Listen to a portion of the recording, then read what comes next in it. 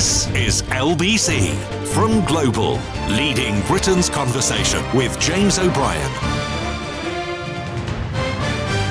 A very good morning to you. 1 minute after 10 is the time. And coming up on the programme today, as things stand, and you know I always reserve the right to change my mind. Do you remember the Mickey Mouse degrees we used to talk about many moons ago? They're back in the news, although the definition, the description of what constitutes a Mickey Mouse degree has changed. I have embarrassed myself in the past in describing degrees as Mickey Mouse, and subsequently realising that they were actually very important areas of study and somewhat ahead of their time. Most obviously in the arena of media studies, which when I was a young person hoping to go into the media, I thought was an absolute waste of time. My late father used to lump it in with babby washing. He'd say, you might as well get a degree in babby washing as media studies. Of course, what we were discussing yesterday about how you teach children how to recognise fake news is, when you think about it, media studies. So are the new allegedly Mickey Mouse degrees going to prove to be similarly different from some of the prejudices of people like me? We will find out. Also in the second hour of the programme at the moment, we're going to look at inequality in schools, and we're going to conduct the conversation in full cognizance of the fact that I attended a school that had an 18-hole golf course and a beagle pack. But when you look at the gulf in attainment between schools full of very privileged people and the other end of the privilege scale, so many questions arise. Bridget Phillipson, the Education Secretary, addressing some of them, and we will address others after 11. But we begin, and you can always tell, can I confide in you briefly, please? You can always tell when we are about to talk about a story that I find really difficult to process, because I do that thing there where I tell you what's coming up later in the programme. I'm buying time. I don't do that every day, do I? How often do I come on air at 10 o'clock and tell you what's happening at 11 or at 12? I think if I was a more professional radio presenter, I'd probably do it on a more regular basis. But generally, when you catch me doing it, it means that the conversation we're about to have is one that I find emotionally harrowing. I've never developed, in all the years I've been doing this, I've never developed that ability to switch off. That's why I could never be a foreign correspondent. I couldn't go to a war zone. I certainly couldn't cover famine or anything where you would be charged with reporting something horrible unfolding in front of you without intervening yourself. It's a failing of mine. I couldn't keep objective distance. And there are stories that come up in the course of our time together that I really don't want to talk about. And I know sometimes that I have to. And today we have to talk about the families of the victims of Valdo Calacane, one of whom Nick has just been talking to, Barnaby Webber's mum. And we have to talk about the reality of mental health treatment in this country at the moment. I don't like phrases like blood on their hands. I don't like it when a tragedy happens and our desperation to find someone to blame leads us down very predictable and obvious paths. Social services, for example, almost all of the time are doing their very, very best in incredibly and increasingly difficult circumstances. But this Panorama programme that's due to be broadcast it's a piece of work. They have found, I beg your pardon, not due to be broadcast. The damning report, which is out today, shows errors, omissions, misjudgments by professionals. It shows warnings. It shows that clinicians minimised or omitted key details that would have exposed the serious risk he posed to the public. It details occasions where essentially warnings of the tragedy that would unfold were almost specifically made. The long history of being sectioned, of committing crimes, of being put into the care of GPs who sort of lost track of him. It is genuinely a cavalcade of chaos. And it hinges upon 2 or 3 central points. The first of which is, what do you do if somebody won't help themselves? I'll read you this from Andrew, which has come in already. I know 3 people with schizophrenic children. all are managed by medication, and all of these friends report the difficulty of getting them to take their meds long term.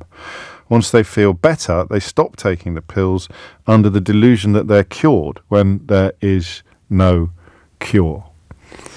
Ceasing your meds as a schizophrenic is not evidence of a rational mind.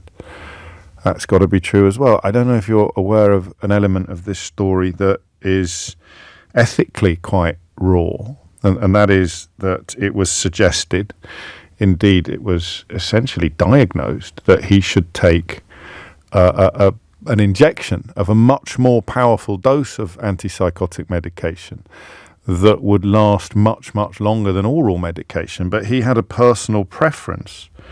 Valdo Callicane had a personal preference for the oral medication, which he then failed to take. So the question of whether or not, and this is the found, I was listening to the radio this morning as I cycled into work, and I pulled over for a second at this point just to make sure I was listening properly, because the idea of forcibly injecting somebody at first glance sounds a little bit 19th century, doesn't it? It's a little bit Victorian. But if the alternative is to leave someone who has repeatedly demonstrated their inability to responsibly self-medicate, then this could have been stopped. And the family of Valdo Callicane, who appeared on last night's Panorama programme, essentially know that. They said that the records they were given after the killings showed that a psychiatrist was so worried in 2020 that they warned that perhaps Valdo will end up killing someone. And my inbox is pinging already. This is it's a really tough one. Care in the community only works with people who are engaged with care in the community. Otherwise, it needs to be a confinement, doesn't it? So the question that I want to talk, or the issue that I want to talk about today, is what it's like to know that your loved one, as a consequence of their mental illness, is a danger to themselves, and more pertinently, I think for today's purposes, either potentially or actually a danger to others. There's an almost Kafkaesque element to this, isn't there? A sort of anxiety dream sense that you can see tragedy on the road ahead, and you can warn about it, but people are not listening to you, or the people who have the power to prevent the tragedy are not responding to the urgency of your warnings. It's like that, the reason I mention anxiety dreams, it's like when you scream in a dream and nothing comes out of your mouth. You can't quite believe that these warnings are going unheeded, and there are, I do believe that the massive majority of people working in these sectors are doing their best in incredibly and increasingly difficult circumstances. But every profession, every workplace in the world has people who fail, people who do not rise to the challenge of their duties. And it's pretty clear from this CQC report that Valdo Callicane's journey to that fateful day in Nottingham was dotted with instances where more could have been done and tragedy could have been averted. This phrase here, gross systematic failures. Extraordinary. So that's what I would like to know. What is it like to love somebody who is likely to hurt themselves, and you believe likely to hurt others, but the experience I want to examine today is the experience of not knowing where to turn, and what happens when you do turn to the only places that you can. How, because these stories come along with horrible regularity, with a sort of grim frequency. They're rare, but they're regular. And it speaks to, as the family have said in response to the CQC report, it speaks to gross systematic failures, but on a personal level, at a familial level, what actually happens. So your brother, your partner, your son, your sister, your mother, your wife, they have probably schizophrenia in the context of this conversation, but they have mental health issues so profound that you know they pose a threat to themselves and to others. But the help, the expertise, the response you would expect in those circumstances is not forthcoming. What actually happens in those moments? What happens in that moment? You know your loved one needs help. What's it like when you don't get it?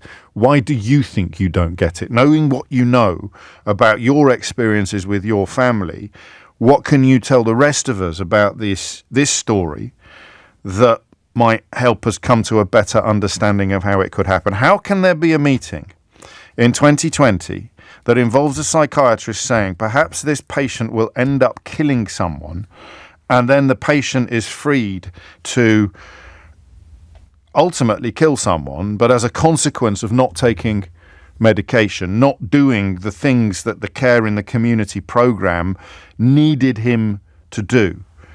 Discharged in July 2020, diagnosis sent to his GP. Later that year, he admitted to his community mental health team that he'd lied to doctors about no longer hearing voices because he didn't want to be in hospital anymore. His mental health nurse told doctors he was missing appointments, not taking his tablets. It was her that suggested the long-lasting injection known as a depot, D-E-P-O-T injection, but it didn't happen.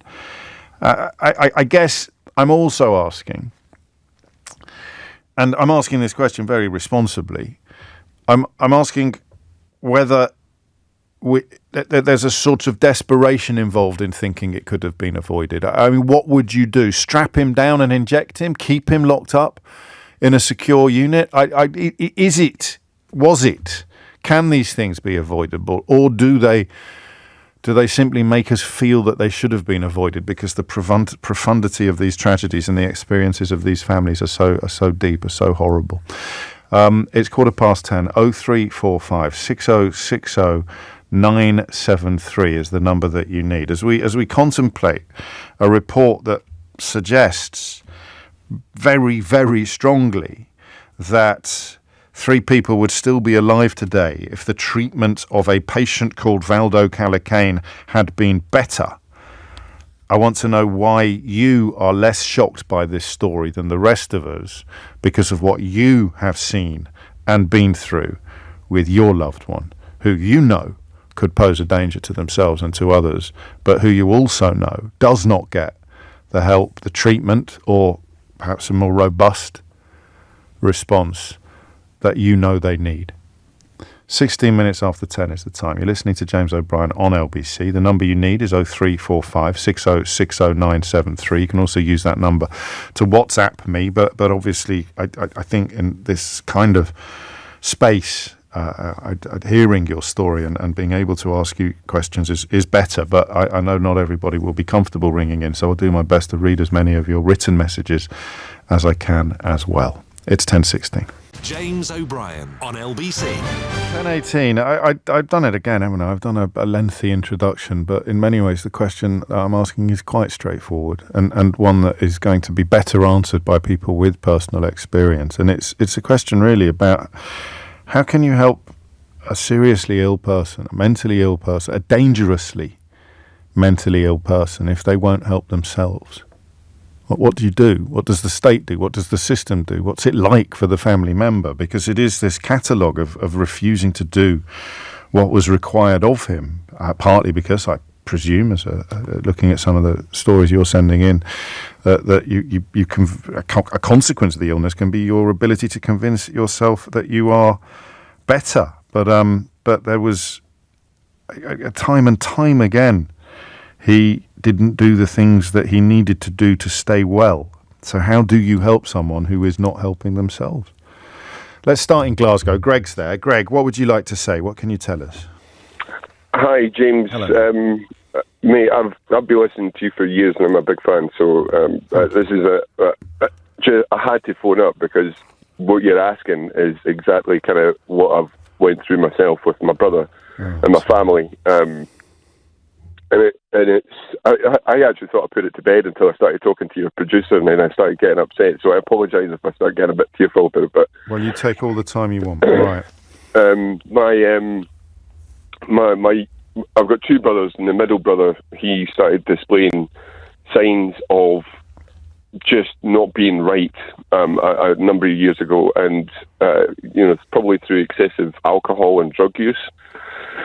And he started thinking that we were poisoning him, and then he would barricade himself into his room and just be really up and down and all over the place. And we're like, you need to go and get some professional help. We can't do this for you. You know, my mum was trying to help him. I was trying to help him. I eventually managed to get him to the doctors. But as for what happened after that is anybody's guess. And ultimately, I knew he was going to be, I thought he was going to hurt somebody. Right. If he was going to hurt himself, he was going to hurt somebody else. And what ended up happening was probably the most if he had killed somebody, you would almost been able to put that to bed. But he was found being indecent to a young girl. And you just can't understand just how horrific that actually is. And we went through the court system. He was found guilty. He got 4.5 years.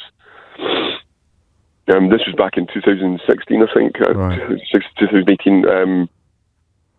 And yeah, we tried to be there for him, and even through the prison system, trying to get him the help. And I think he was eventually diagnosed with split personality disorder and schizophrenia. Right. So he was on antipsychotics after we pleaded with people to try and get him help. When you're in prison and he's not saying he needs help, he was, I don't know whether anyone would know. I think you're close to telling me that you don't believe the crimes would have been committed if the diagnosis and the treatment had been in place sooner. We can never know that for sure, but the idea, where you're speaking directly to the questions I've been asking, and I understand that it's so direct it must be difficult for you, is how do you help someone that won't help themselves, or someone who doesn't even think that they've got a problem? He didn't think he had a problem. He thought it was us that was the problem. He thought it was us that was trying to poison him, and he wouldn't do. I fought tooth and nail to try. I'm his big brother, right? I'm protective of my wee brother. So before the incident happened, I managed to get him to go and see the doctor, but but then I suspect it was too late.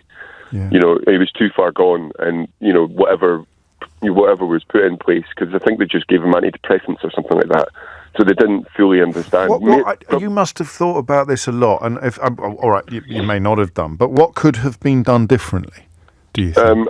To be fair, when you go to the doctors and you say you're not feeling well, and part of it would have needed to be, I suppose, one of us going into the doctors with him. But he's an adult and he doesn't want you to. And exactly. So you can't force that, right? But no. You've got to allow him to go in, and you trust what he says to the doctor. And ultimately, what he says to the doctor it's like trying to get power of attorney almost. You want to try and take away his right to talk, but you're not able to because he doesn't think he's got a problem. So therein lies the conundrum. And he just went in and probably said something like he's not feeling quite right and blah, blah, blah, blah, blah. No going into it in too much detail because he doesn't feel like he's got a problem. And the doctors just went and said, there's some fluoxetine. Go ahead. And then there's no guarantee he'd take that anyway. Exactly. And he didn't.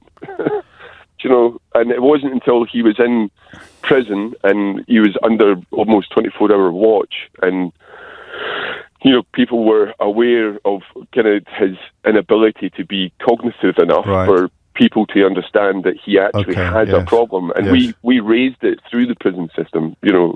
So without being jailed, the scrutiny wouldn't have been possible. Yeah, absolutely. 100%. But by the time he's jailed, it's too late for his victim. It's mental. I mean, it's ripped the family apart. My mum will never be the same. My other brother's changed his name. Really? I've never. I mean, I thought I put it to bed until I just started talking about it again. But I should have been protective of my brother, but you can't. You can't do that, and I can't be. I'm in a relatively high-profile job now, and I can't be seen to be associated with that kind of stuff because it's affected previous jobs. Oh man, will leach? It shouldn't do, should it? Well, but it will leach into every corner of your existence because it's unfolded on the public stage.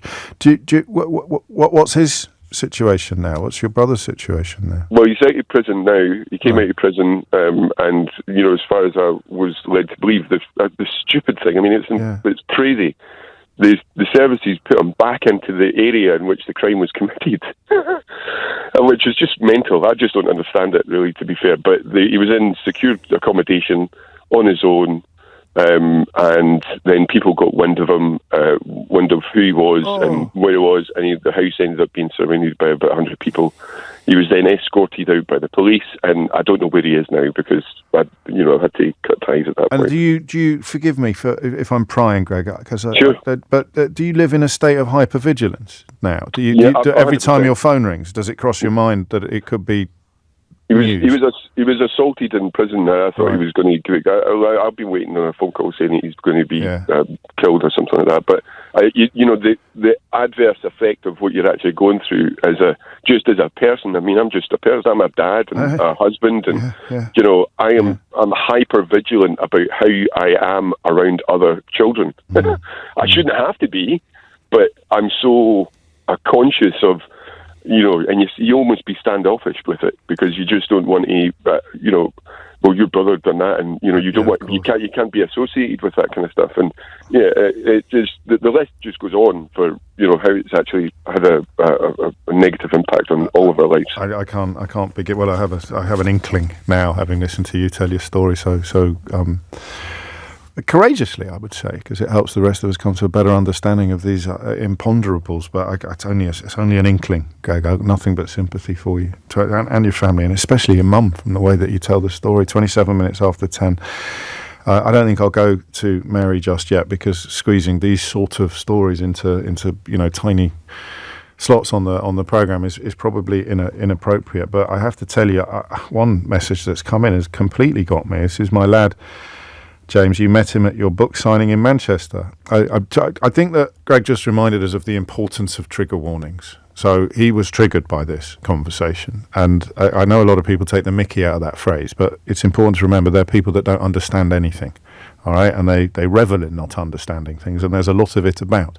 In fact, while I'm on the subject of that kind of irresponsible, sort of provocative ignorance, whenever tragedies occur, there is, sadly now in space, tragedies or atrocities, the likelihood of mental health having played a part in the process is quite high, particularly the crimes that we find hardest to process, hardest to understand.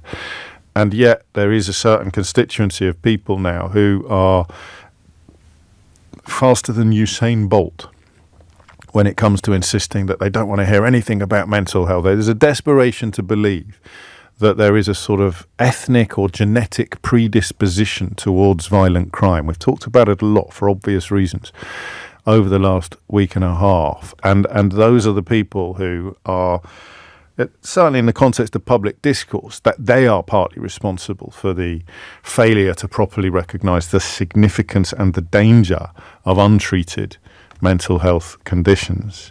Because, of course, there is no ethnic or genetic predisposition to violence. It's just that if you are a massive racist or a white supremacist, then you need to seek to believe that there is. But this one got me, and there's a trigger warning here regarding suicide, okay? And I can't see the picture, David. I don't know if you attached it. This is my lad, James. You met him at your book signing in Manchester. He took his own life 2 months ago. He'd been sectioned 4 times, just like Valdo Callicane. And we as a family have real concerns and questions about his care, his prescriptions, the non-joined-up nature of secondary care, and the private mental health hospital that was used. A&E was chaotic. We're currently going through a coroner's inquest. My love to you and your family, David, and my reminder to everybody else that will be the much more common experience. Looking at my inbox, it is a much more common experience where the person you love hurts themselves, possibly fatally. The reason why Valdo Calicane's story, and there's nothing wrong with this is how things are and how they should be, but the reason why his story is receiving the level of examination and scrutiny is because he took other lives, not his own. But the journey to the taking of the life will be very, very similar. Very similar. 10:30 is the time. Thomas Watts is here now with your headlines. James O'Brien on LBC. It is 10:33. You are listening to James O'Brien on LBC. I found the picture, David. I remember your boy, and I am so sorry for your loss. I really am. And grateful to you for reminding us that most stories about failure in mental health care will lead to most tragedies about failure in mental health care will involve the patient's death, as opposed to, in the case of Valdo Calicane, complete strangers that he'd never met before, Barnaby Webber, Ian Coates and Grace O'Malley Kumar. And that's why the scrutiny is in place in this case. If he had only taken his own life, then it simply wouldn't be. And I'm not saying that is a good thing or a bad thing. It's just the thing. It's how things are. Mary is in the Gower in South Wales. Mary, what would you like to say? What made you pick up the phone? I have to say this is really difficult for me, so I hope I can articulate it well enough. Take all the time you want. I want to say that first of all, I want to say how sorry I am for the families who lost loved ones in Nottingham. Yeah. But also, because losing a child, losing a sibling is just a horrendous, life-changing event. But I also have huge empathy for the family of Valdo Calicane. I've been in both situations. I lost my daughter almost 2 years ago. She had schizophrenia. She was failed categorically by mental health services for the 5 years that she was seriously ill. As a family, we were desperate for help. We cried out for help and received... Well, she had multiple admissions in that time. But between those times, we were left to just cope with something that we just had no idea how to cope with. We weren't trained. We had no idea how to help her. She was compliant with medication, so it wasn't the same as this particular case. She wanted to be well. She so wanted to be well. But other than just injecting her with drugs once a month, there was nothing to help her. And she ended up... Well, the only way we could get help for her on each occasion was to wait until she either hurt herself or hurt us. And then phone the police. And that's the only way in England to access emergency mental health care. And it's barbaric, it's inhumane, and it contributed to her psychosis. A lot of her psychosis was around being locked up in cells, and she would reimagine how it felt. It actually made her illness worse and perpetuated it. The manner in which she was arrested and physically manhandled. Oh, God. And then to cap it all, in order to get help in this country, you have to be at the point of hurting yourself or hurting others. And she became so ill that she was at last admitted as an NHS patient to a private hospital, where she died. And the inquest in April concluded that she died due to neglect of staff. Eleanor has sent me a link to your daughter's story, and the phrase is gross failings in care amounting to neglect. Neglect. She was neglected from beginning to end. And, I mean, it's hard enough to lose a child, as those poor families will know, but to know that so little was done to help her. And I have to say that in the NHS we met some very well-meaning, a particularly wonderful doctor in Salisbury who had a team of people who genuinely cared about her. I haven't mentioned she was a mental health nurse. That was her job. Yeah. And she trained with some of the people who ended up caring for her on the wards, who were absolutely wonderful. But there's just, once you're discharged, that's it. You're left to your own devices. And mental health is just such a complex problem. And obviously some of these things have got worse as a consequence of funding and absolutely. cuts. Particularly that notion of having to be almost at the point of no return before you even get an intervention from the system. Exactly the story, that you have to be at the point of complete and utter crisis before anything's done. And then the police are the answer, and that can't be right. And the police don't want to be doing that. I have the number of police officers I've spoken to who've told me that they've ended up doing jobs that would once have been done by mental health professionals. Is heartbreaking. May I say your daughter's name, or would you rather that I didn't? No, you may. So, what knowing what you know, what with regard to Lillian, what should have been done differently? What could have been done differently? Do you think? I think the over-reliance on drugs as being the only solution. They're part of the picture, but there was no. She had no therapy. She had no counselling. She had no support in the community. She would often just lie in bed all day because she was nervous of becoming psychotic again. So she'd be scared to go out, and literally, other than filling her full of drugs and sending her home, there doesn't seem to be any kind of support. There was no support for us as a family to help deal with her symptoms or to help cope with the fear that we lived with all the time. To say they're non-existent is not an exaggeration. Yeah. To say that services aren't there for people struggling in their families is no exaggeration. So it's an emergency response system rather than a treatment system, I think, from what you're telling me.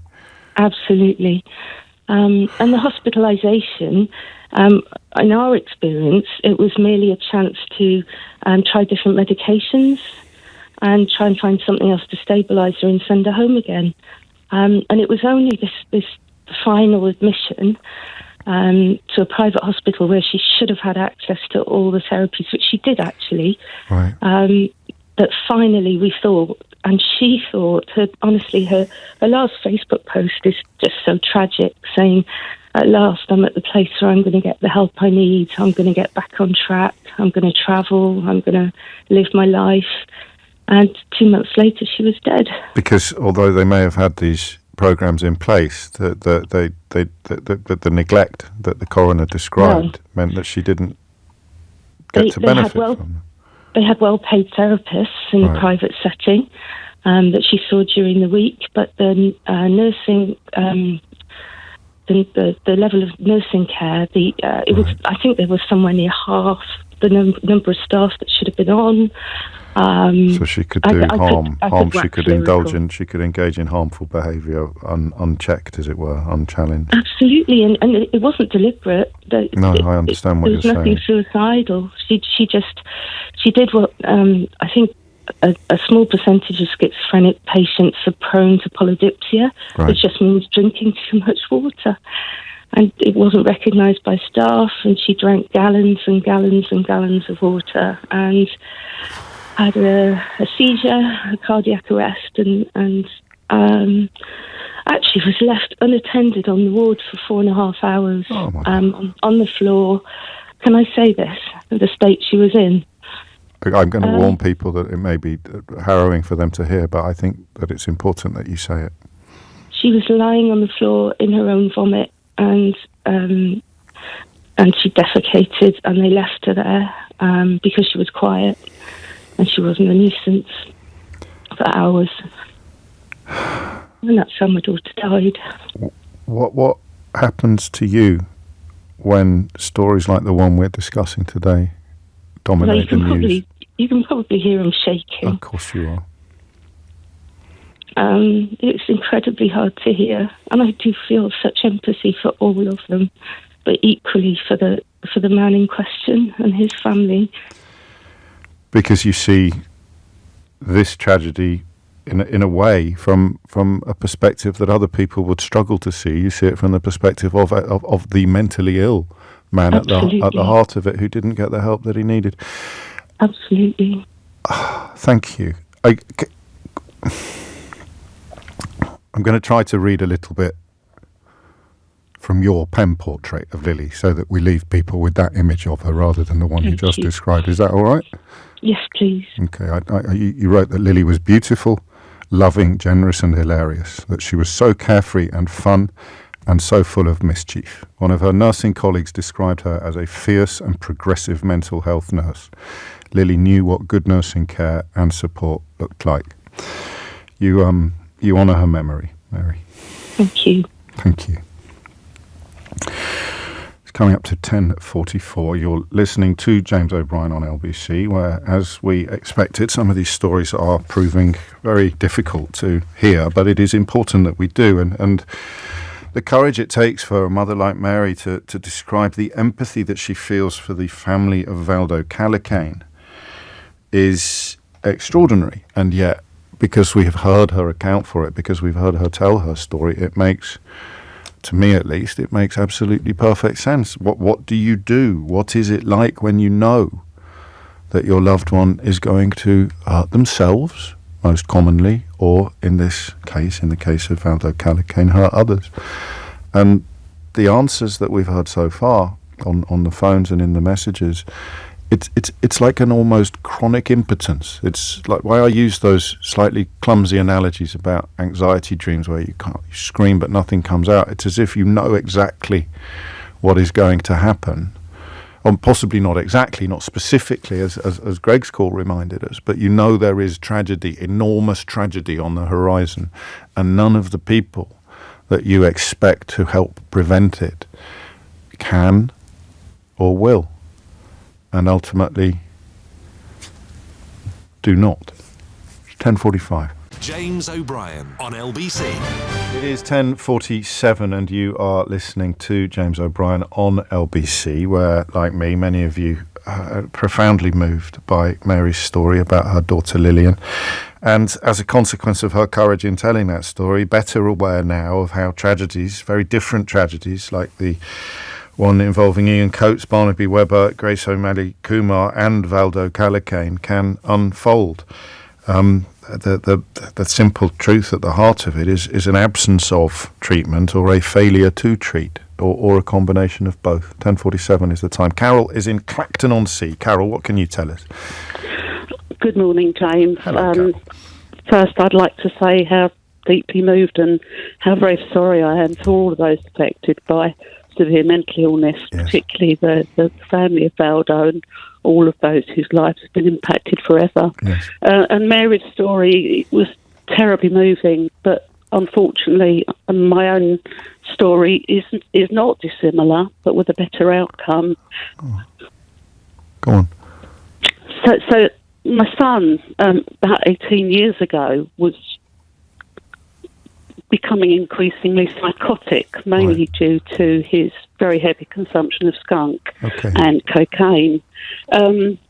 He was 17, I think, at the time. And the really sad thing is I knew exactly what was happening. I trained as a psychiatric nurse. I'd seen it many times. Oh, wow. I couldn't do anything. Why not?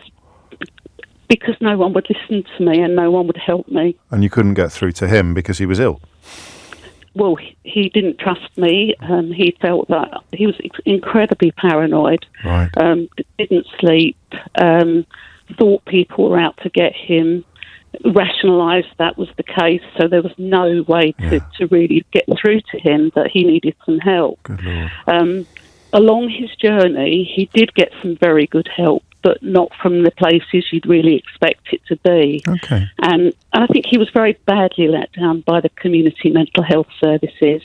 And I think the only reason I can be thankful that he's alive and very well and successful today is because of a handful of people. And they weren't necessarily the people that you would think of as being the ones there to respond and support and help when an adolescent is going through a severe psychotic crisis and is dangerous to himself and to others. How did that danger manifest itself? How did we move from paranoia to peril, as it were? So he was stalking around the village we lived in at night with knives and threatening to get people who were talking about him. Yeah. He said he could hear them talking about him, but they were speaking in not in English, but in strange tongues. Yes.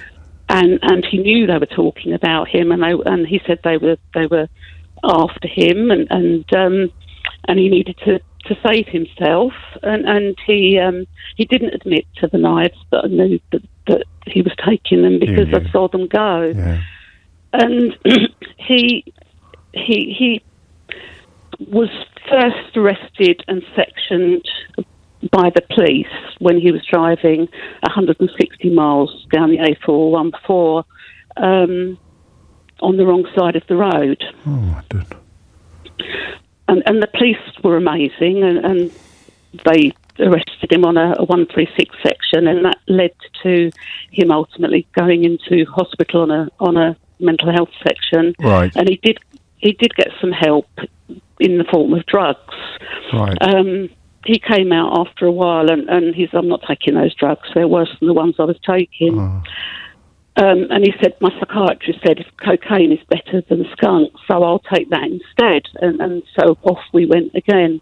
And then he got sectioned a second time. In the meantime, it caused complete havoc with my life, with my husband's life. The police had been called by him because he said my husband was going to kill him, right. and my husband had a shotgun licence because he, like as you do when you live in the country, he would go out shooting sometimes. Yeah. And he came home to find himself met by a load of armed policemen. And it was just horrendous for 2 years. It was horrendous, and we couldn't get help. So he was released from the hospital, and they said, "Oh, psychiatric services will be in touch and they'll keep a very close eye on him." And I phoned and said, "He's not taking his drugs." "Well, Yeah. Don't worry, we'll send the team round." I never saw anyone, and I never spoke to anyone. But this is so relevant to the story we're discussing today. I know. And I turned up my doctor's surgery, and he said, "Well, he's 18 now," because he became 18 when he was in hospital. And my doctor, my family doctor, was absolutely amazing. Wow. He actually he said he can come and see me every Friday after surgery, and I'll talk to him, because he was the only person that my son appeared to trust, and he really wouldn't talk to anybody at all, apart from one neighbour we had that was also an incredible support for him, and in fact eventually managed to get him into a job in his own company and kept a very close eye on him. How amazing. And and if it hadn't have been for my husband at the time and all that he had to put up with, my very, very supportive village and neighbours, the family doctor, I don't think he'd be here today. That is extraordinary. So the systems that we're discussing and the systems that are under great criticism today failed you and your son, and yet the community up to and including the GP succeeded. Yeah, they were amazing. How long ago was this? So this was by then 17 years ago. So, right. So my son now, he's just finishing his MBA. He's got a family. He wouldn't take an aspirin. He's got a beautiful house in Australia, and he lives a charmed and wonderful life. He has therapy. He pays for that himself. He wouldn't touch a drug, and is a fantastic father. So we're so lucky. It could have been. You're a grandma. Different. Yeah. And does he is he still medicated? Does he still take medicine for his? No, and I begged him to take them, and I said, "Look, you're so much better now. You're not hearing the voices. You're not hearing people talking about you. You're not feeling persecuted. You don't want to go out and harm yourself or anyone else. Don't you want to be like that?" And he said, "You take one of these tablets, then I dare you." So I took one, and I didn't move for 2 days.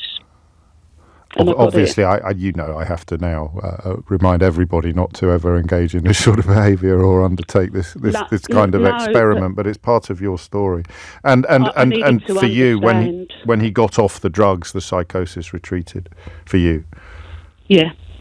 And it was the intervention of the doctor and the neighbour that he trusted that allowed him to sort himself out. What an extraordinary story! Yeah, with a good ending, but it could have been so different. And we were lucky, I guess. He was lucky.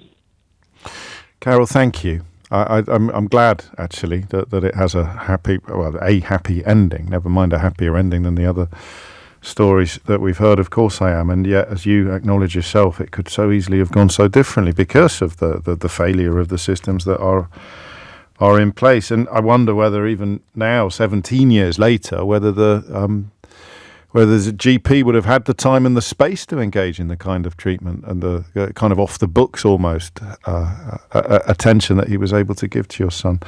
Thank you. 10:55 is the time. Bilal is in Luton. Bilal, what made you pick up the phone this morning? James, just listening to the callers, and just it brought back so much of what we went through as a family over the last decade, more than that, 15 years. My younger brother passed away 3 years ago. I'm sorry. As a result of the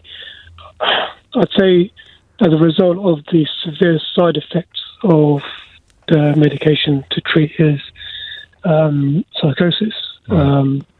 He developed a mental health issue when he was around 15, I think. Right. And it just progressively got worse. But he was one of those people who didn't understand that he had a problem. Yeah.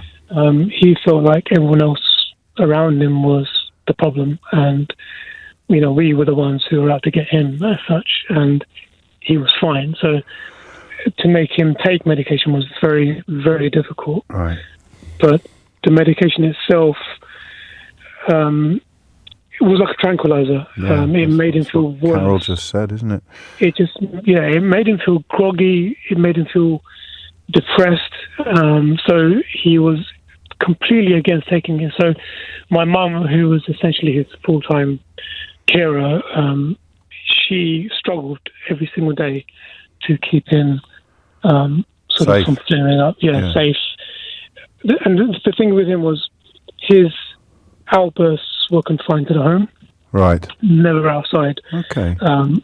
So if you speak to anyone that that knew of him, like, the local shopkeepers, and he had a great affinity with people, in fact, who were on the streets, like begging for money, homeless people. Yeah. And they'd know him, and all the shopkeepers knew him. They'd comment on how nice and friendly he was, and how gentle he was with them. But his outbursts were literally confined to the home, and it was very, very difficult. The home life was incredibly difficult because of the sort of huge outbursts, day and night. Did you try to get help? Did you try to get help for him?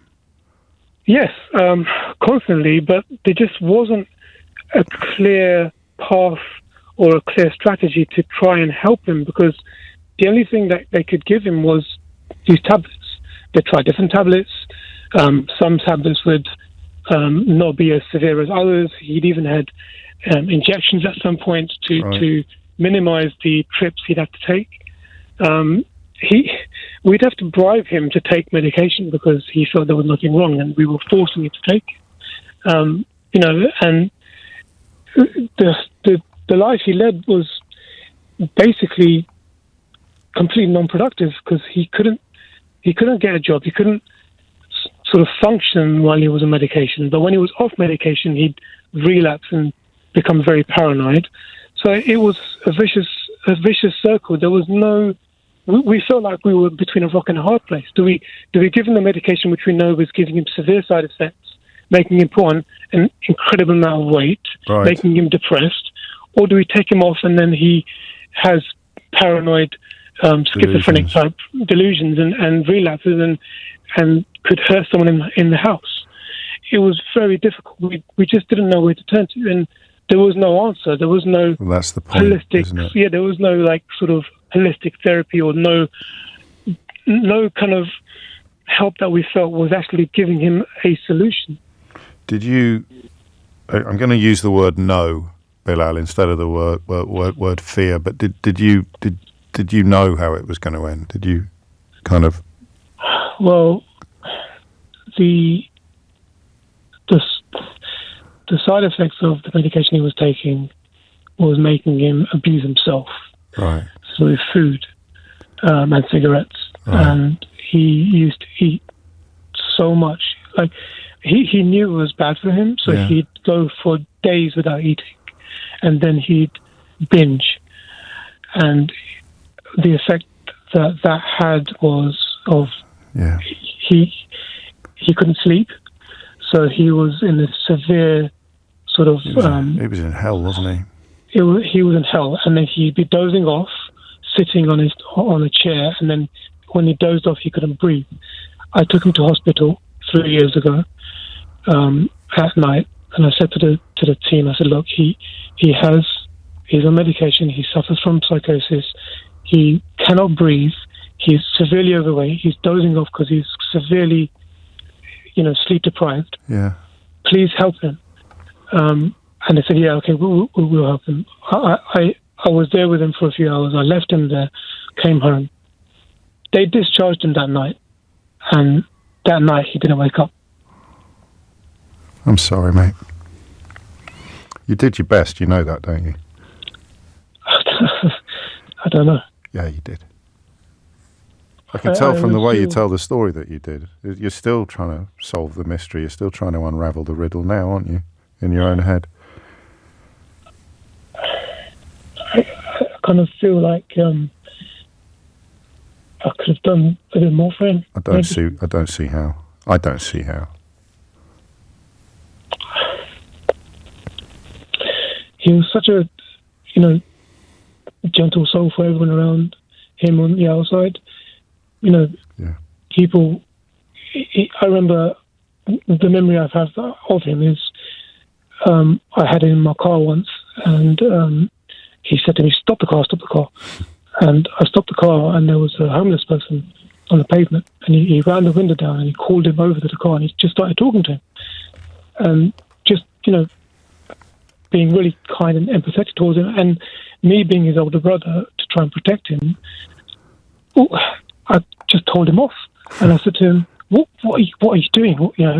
That guy might be on drugs. He might make you do something." He said to me, "You don't understand. You don't understand what these people go through. I know what they go through." And how extraordinary!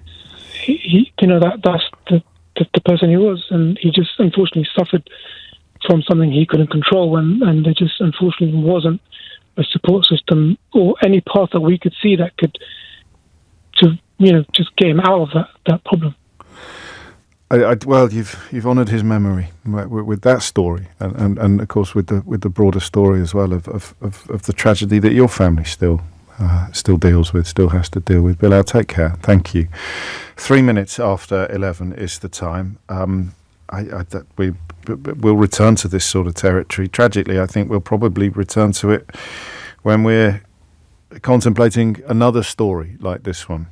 But I think important to leave you with the names of the people who were killed: Ian Coates, Barnaby Webber, and Grace O'Malley Kumar. But of course, what Bilal and others remind us of is that people who've died as a consequence of their own actions or their own illnesses also leave enormous holes in the lives of their families. In the next hour, we will be talking about something considerably less harrowing. Thankfully, I think I'll add at the end of that. 4 minutes after 11 is the time. James O'Brien on LBC. 7 minutes after 11 is the time. Thank you for all your kind words, particularly for the people courageous enough to ring in the last hour with their stories, all but Carol's being incredibly difficult tales to tell. And now we move into completely different territory. We move into territory that I find enduringly and eternally fascinating: the politics, the language of inequality. Listen, I sometimes wonder whether I need to give you a bit of a heads up on my own personal interest in things, because two traps that radio presenters can fall into. The first is thinking that you're really paying attention to what I take. So rather than just having a little bit of a burble going on in the background, or you zoning in and out of doing something less boring instead, and then harking to what I'm blabbering on about in the margins, in the moments. So, and the second thing is to think that you listen all the time. And all of the data tells us, A, that you don't listen all the time. The idea that you tune in at 10 o'clock every morning and stay with me until 1 o'clock and hang on my every word in the interim is obviously bonkers. I guess maybe the podcast or the YouTube thing, the numbers for YouTube last week were absolutely extraordinary, by the way. I tell you some of the, shall we say, rather more heavily promoted programs that we do better than on YouTube. I don't think you'd believe me. I'll tell you some later this hour, I think, just to cause a bit of mischief in the building. The point being, of course, that you're not hanging on my every word, so you don't know, perhaps, as much about me as I think you do, even though I have my mother's habit of oversharing terribly. So you may not know that I went to a very posh school. You may not know that my interest in inequality is partly born, I believe, of being adopted. So I've got this weird sort of duality that you probably don't have, where I've always in life wondered what my life would have been like if it wasn't for that extraordinary junction that I encountered at the age of 28 days. What's the Robert Frost poem altogether now? Two roads diverged. Is it two roads or two paths? You're the English graduate. Is it two roads or two paths that diverged in a wood? And I took the one less travelled by, and that has made all the difference. It's not quite what Robert Frost was writing about, but two paths diverged in a wood, and I took the one less travelled by.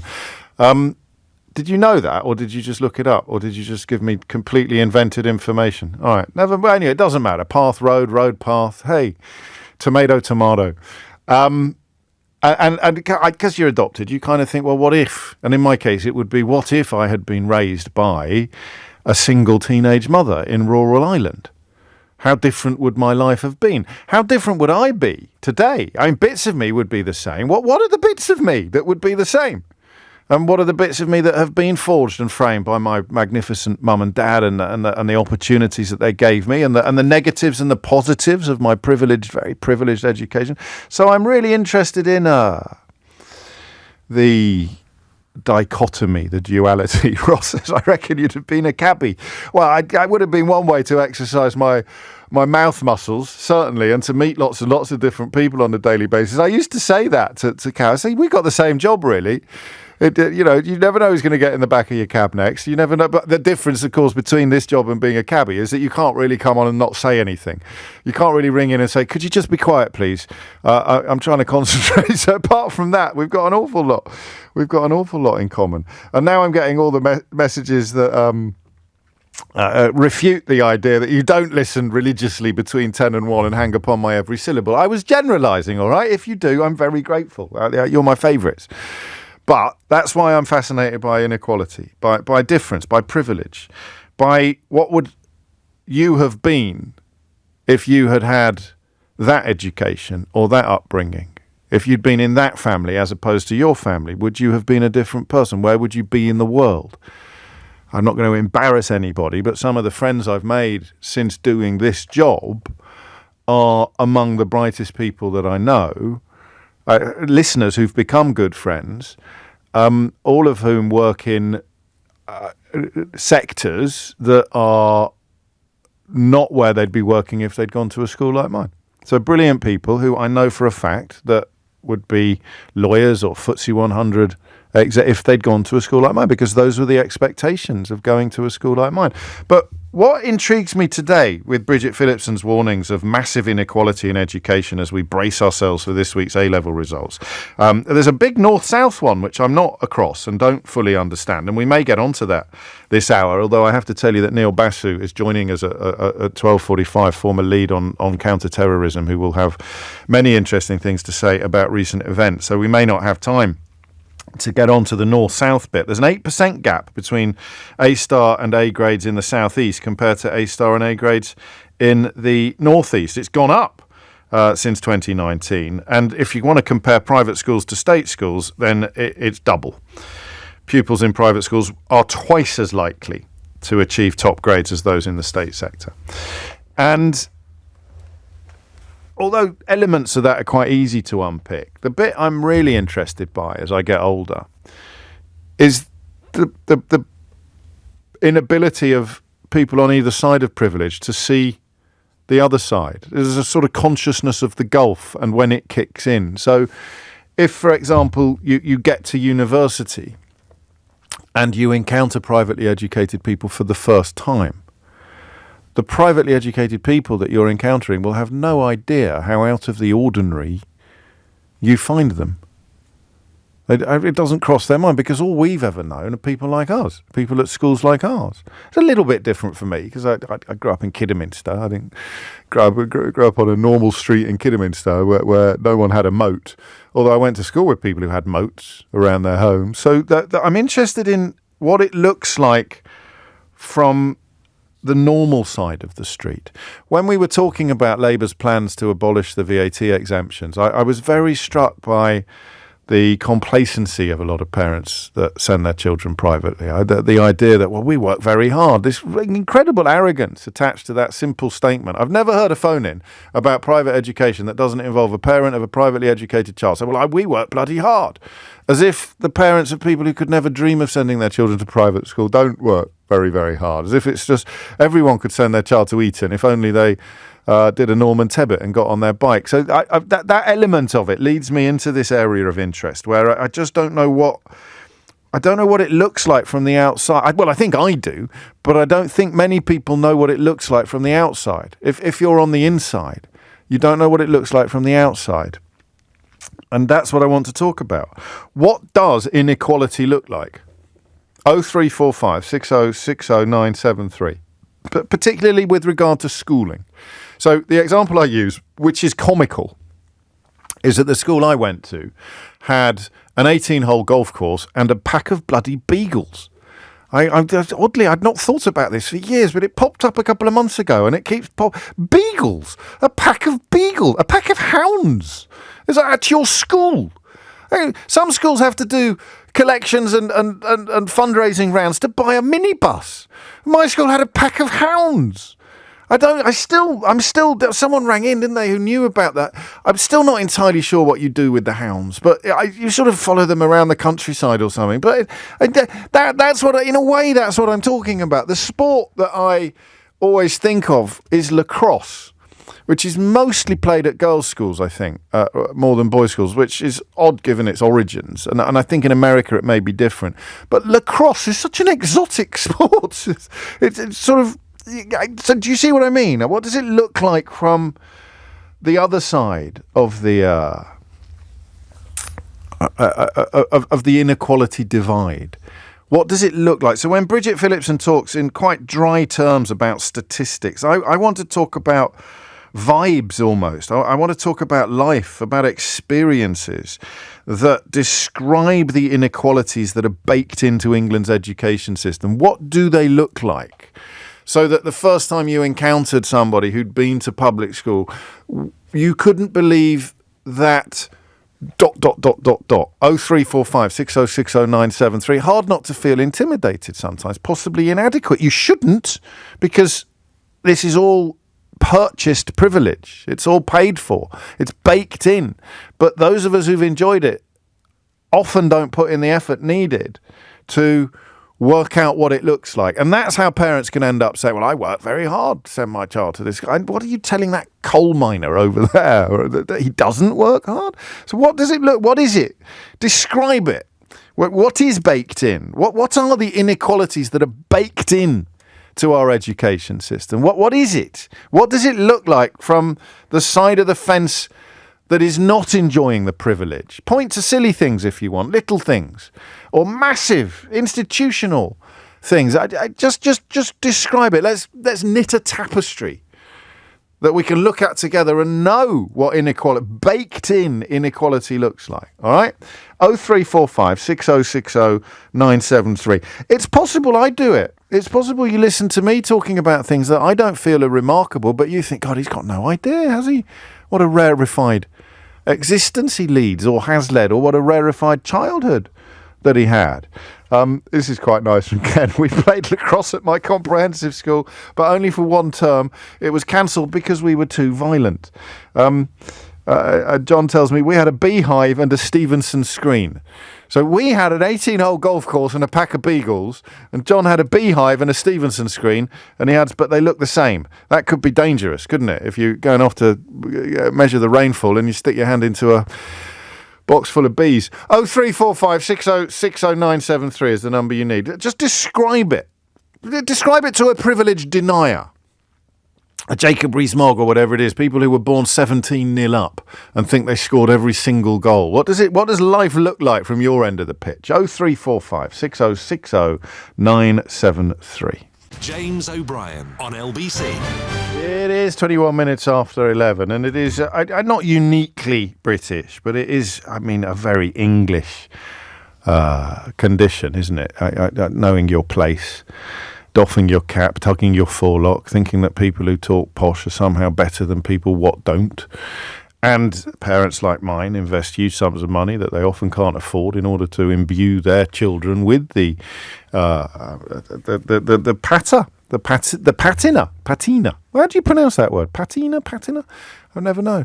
And that's something I used to be embarrassed about, not knowing how to pronounce certain words. I got to my school, I said anchovy instead of anchovy, and it followed me around for about 6 months, that little misspeak. I'd never come across an anchovy before. I saw the word written down, said anchovy. There's a phrase for it, I discovered, and it should be something you're proud of, because it shows that you read widely. You read so widely that you encounter words that you don't hear ever or commonly, and therefore you don't have the guidance on pronunciation. And then the upper classes actually try to exclude you from their worlds by pronouncing words in completely absurd ways. Often their own names, like Chumley, which is pronounced Cholmondley, or Beauchamp, Beauchamp, which is spelled Beauchamp. There are terrible, myriad examples. So that's the point. It's not just baked in, it's deliberately baked in. But what does it look like? Kieran's in Hitchin. Kieran, what would you like to say? Hey, James, lovely to speak to. Surreal experience. Likewise. I kind of just, when I heard about your pack of beagles at school, I sort of had to cleanse my palate for a second and realise the differences we grew up in. Yes.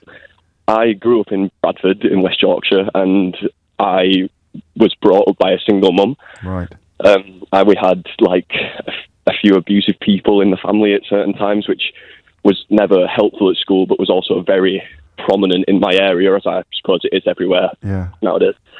And I was expected A's and A stars all the way through my education. And when it got to my options period, year 10 and 11, I ended up getting B's and C's. I was kicked out of certain options because I wasn't intermingling well with the education system anymore at that point, because I'd stopped believing that I could get where I wanted to go by that point. I had people... So you've got a kind of what's the point mentality kicking in, whether consciously or subconsciously. Yeah, and I love education. I love school. I've only recently become politically engaged about a year ago, but I listen to your show all the time now, and I just feel like I really missed out on a huge portion of the education system because we weren't shown any routes we could go down. I'd never heard of the FTSE 100. I didn't know how to become a lawyer. I didn't know that there were enough jobs. There were jobs in the government for people like me. Like, I'd never heard of Angela Rayner. The only sort of engagement I had with politicism was Jo Cox. I knew Jo Cox personally. Did you? Because she was the Batley and Spen MP. She did a lot of funding for my sports groups and stuff. I kind of lost my point. You're making your point brilliantly. So when did you realise that there was because I'm fascinated by parallel universes, as you know, if you listen to the show. The idea that we might live in the same country, but we often don't live in the same world. When did you realise what the other worlds were like? When did you sort of think, crikey, that person grew up in a world that's nothing like mine? So I ended up doing what some would call a Mickey Mouse degree. I did musical. That's the next hour. That's the next hour, Kieran. Sorry, I was getting ahead of myself. No, I don't think musical theatre is a Mickey Mouse degree, but I understand it's not what you call rigorously academic, perhaps. Yeah, it's definitely not what people who want to earn money go into. And obviously, musical theatre and that whole industry is very prominently done by wealthy people, and once I went to university, I joined a school which was full of wealthy people who had been to private schools before me, or even had lived in different areas to me. There was not one person from Yorkshire in my school. There were a few people. Well, there Newcastle, might have been, but you wouldn't have known. They might have been from Yorkshire, but you wouldn't have known from their accent that they were. Yeah, they would have had the accent worked out of them when they were young. Yeah. And socially I think social instances were the most difficult to navigate as someone who hadn't experienced money growing up, because you do really put yourself in this sort of one small space of this Venn diagram where you can't understand what people are talking about. Like you said about the words being different, it's not just words being said differently. The whole universe is upside down when you start meeting people with money. Like, my mum would miss meals and sometimes so that I could eat. And so hearing about people going on 4 or 5 holidays a year and having these townhouses back home and stuff, it makes you feel alienated, and it makes you feel like you don't deserve to be in the places that they are. Or maybe not deserve, but it makes you feel... It just makes you feel less than in some ways, yeah. And because for them it's unquestioningly normal. That adds to the sense that the problem is at your end of this inequality rather than at their end. Yeah. Because I every person I've met with wealth, obvious wealth, has never acted towards be like, I am a poor person, and I don't come across like a rich person, but I definitely come across working class, and there's never been a sense of pushing me away there. It's always been inside of me, a lack of confidence, a lack of belonging around these people, and it doesn't help with networking and stuff like that, which is such an important tool in an industry like mine. No, it is. It's not just money, is it? Though I know you know this. It's because if you won the lottery tomorrow, you'd still notice that it's the thing about the absolute ordinariness of this that I'm fascinated by, and I think you are as well. Because what would they know about your life if you said to one of these perfectly pleasant people that your mum used to skip meals? Because I imagine it'd be horror. Well, and that would be as utterly alien to them as the idea of a school having a pack of beagles is to you. Wouldn't it? Yeah, absolutely. Yeah. And yet, I guess that and that means that achievement and status is why you read that pupils at private schools are twice as likely to achieve top grades as those in the state sector. A large part of that will be because of what you've just nailed. It will be because they believe that if they do, then the world is their oyster. Whereas you sort of came to a point where you just thought, well, even if I got those, I'm not, where am I going to go? What am I going to do with them? How are you getting on now? How are you getting? What are you doing in Hitchin? I am now just auditioning as much as I can, really, trying to make some proper money in the TV world, which is nigh on impossible. But you're giving it. You are pursuing your dreams. Yeah, absolutely. We wish you the very, very, very best. We really do, and beautifully put. I mean, truly beautifully put. And I'm reading actually about maintenance grants being abolished in 2016, which makes Kieran's experience rarer than it was when I was younger or when you were younger, because the people from the poorest backgrounds, since the Tories cut the maintenance grant for the poorer students, will have put more and more people off going into higher education. And oddly, I know a little bit about theatre and musical theatre. And because I did youth theatre as a youngster, and I was the freak when I went to youth theatre. That's why it was such a healthy experience for me. I was the freak. I shouldn't really go to a school like mine. Everybody is a bit like you. But outside of a school like mine, where all you have in common is an interest in theatre, and some of the kids there could only spend 6 weeks in the summer in Manchester because they got a grant from their local council, I was like some sort of weird alien. The way I spoke. And at school, I'd sometimes get stick for not being posh. And then I'd move into other environments where I'd get stick for being a cross between sort of Brideshead Revisited and I don't know.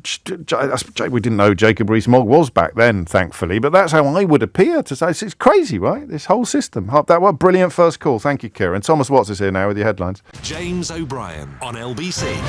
Tell you what also fascinates me. Listening to Kieran a moment ago is accents and the decision at some point to talk in the way that you talk, because I think we all do it subconsciously. I don't sound that posh, right?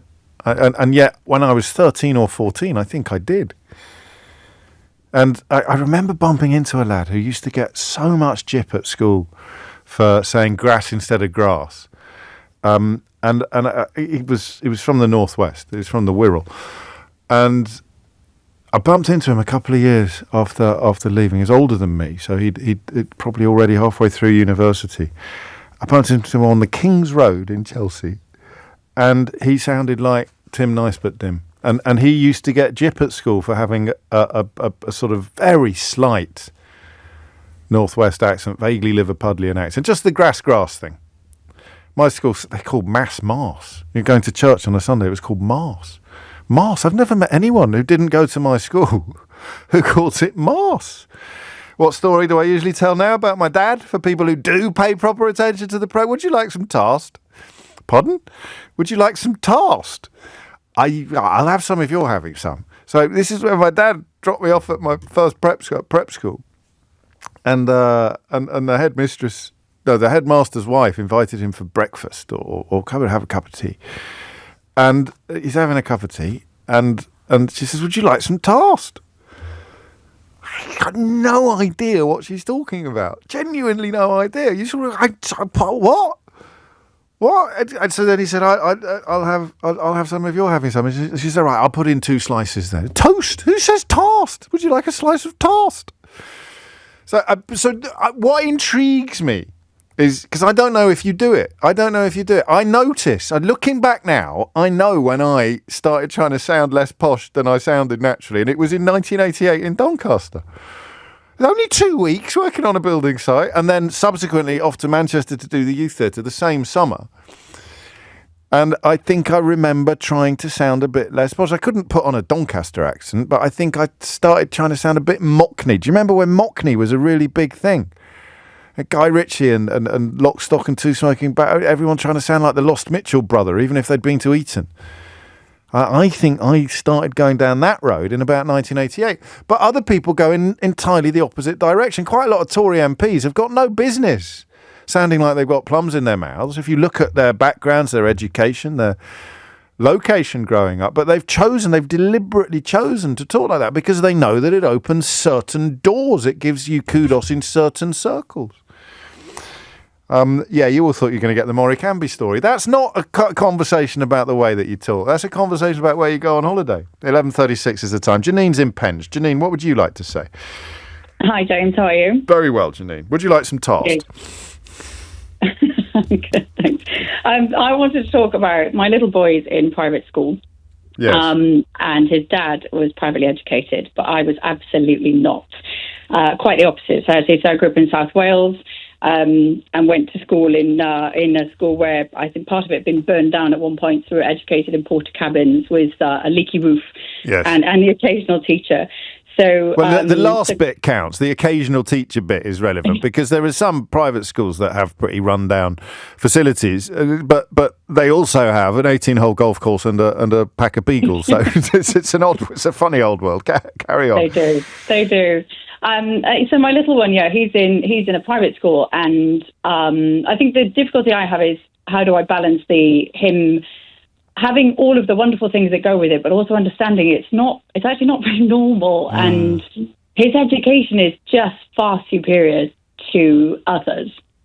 And he's got no idea. And I mean, he doesn't. Why would he? Yeah. What's shocked you? What are the things that you think, how the heck? Well, I didn't even know that was available at schools. So it's a daily shock, I think. So I think even talking to the teachers and the first chat we ever had with them, and they were saying, in Michaelmas we do this, and I'm sat there going, in Michael what? My partner's nodding away, and they just use some of these terms where I'm Googling Michaelmas and trying to understand what these things are. Yeah. So do you think that's deliberate? Do you think that is exclusionary? I've talked to them actually, and they've been incredibly open to that chat about how it felt for me. I don't think many people call it out because maybe they're part of it. For them, they wouldn't think to say maybe not everybody understands you, because they perfectly understand. So I'm aware of that as well.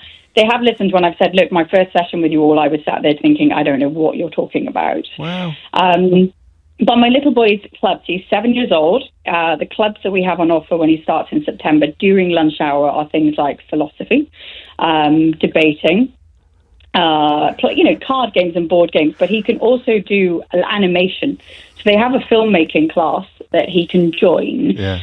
And I remember doing, media and things like that at GCSE. We wouldn't have had equipment to do anything, even at that level, let alone at 7, doing it for pure fun.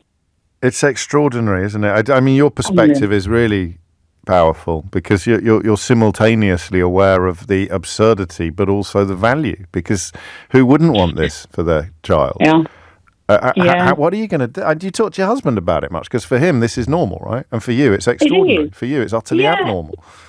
He thinks I think he looks at it. Look at me. His parents were they run their own pub, right, and paid for school, and they grafted, and he saw that. He saw that it wasn't easy. But as much as he saw that, and the pub probably helped him, his school environment was just stunning. And he was the poorest person in his class, and I think he kind of thinks, that wasn't particularly easy. But he's still the poorest person in this class, where they're, an hour from going into fencing for the day. So I did fencing. I forgot about that. I did fencing. Exactly. I'll say to him sometimes, like, oh, boo-hoo, and you had to do fencing. It's just for people listening, this is sword fighting, not putting up a fence. That's a very that would be a lot more bloody use in life to have been taught the other sort of fencing. Exactly. I was thinking, oh, wonderful, some skills you can put. No, it's not that at all. It's poking sticks at each other. Yes, it is. And I'm glad that we're laughing, but the serious subtext to this is worrying, not yet because he's 7, but worrying that he won't know. It's because when I speak to the parents who say, well, I work bloody hard, it's the denial of luck. It's the denial of serendipity. Even if you were the poorest in the class, you still acknowledge that you're being gifted something of enormous value that is largely down to luck. Inherited luck, or the family tree luck, and that's the thing that I think we all worry about, is making sure our children can simultaneously benefit from this unfair privilege, but also understand A, the unfairness of it, and B, the absolute serendipity. Yeah, one of our neighbours are incredible people, and they have a child a little older than ours. And they work so hard, and they want to do everything they can for him. They're so committed to him. They help, education-wise. They help with him sports-wise, and they don't. We do not work any harder than them, but they could never do it. It's just not possible.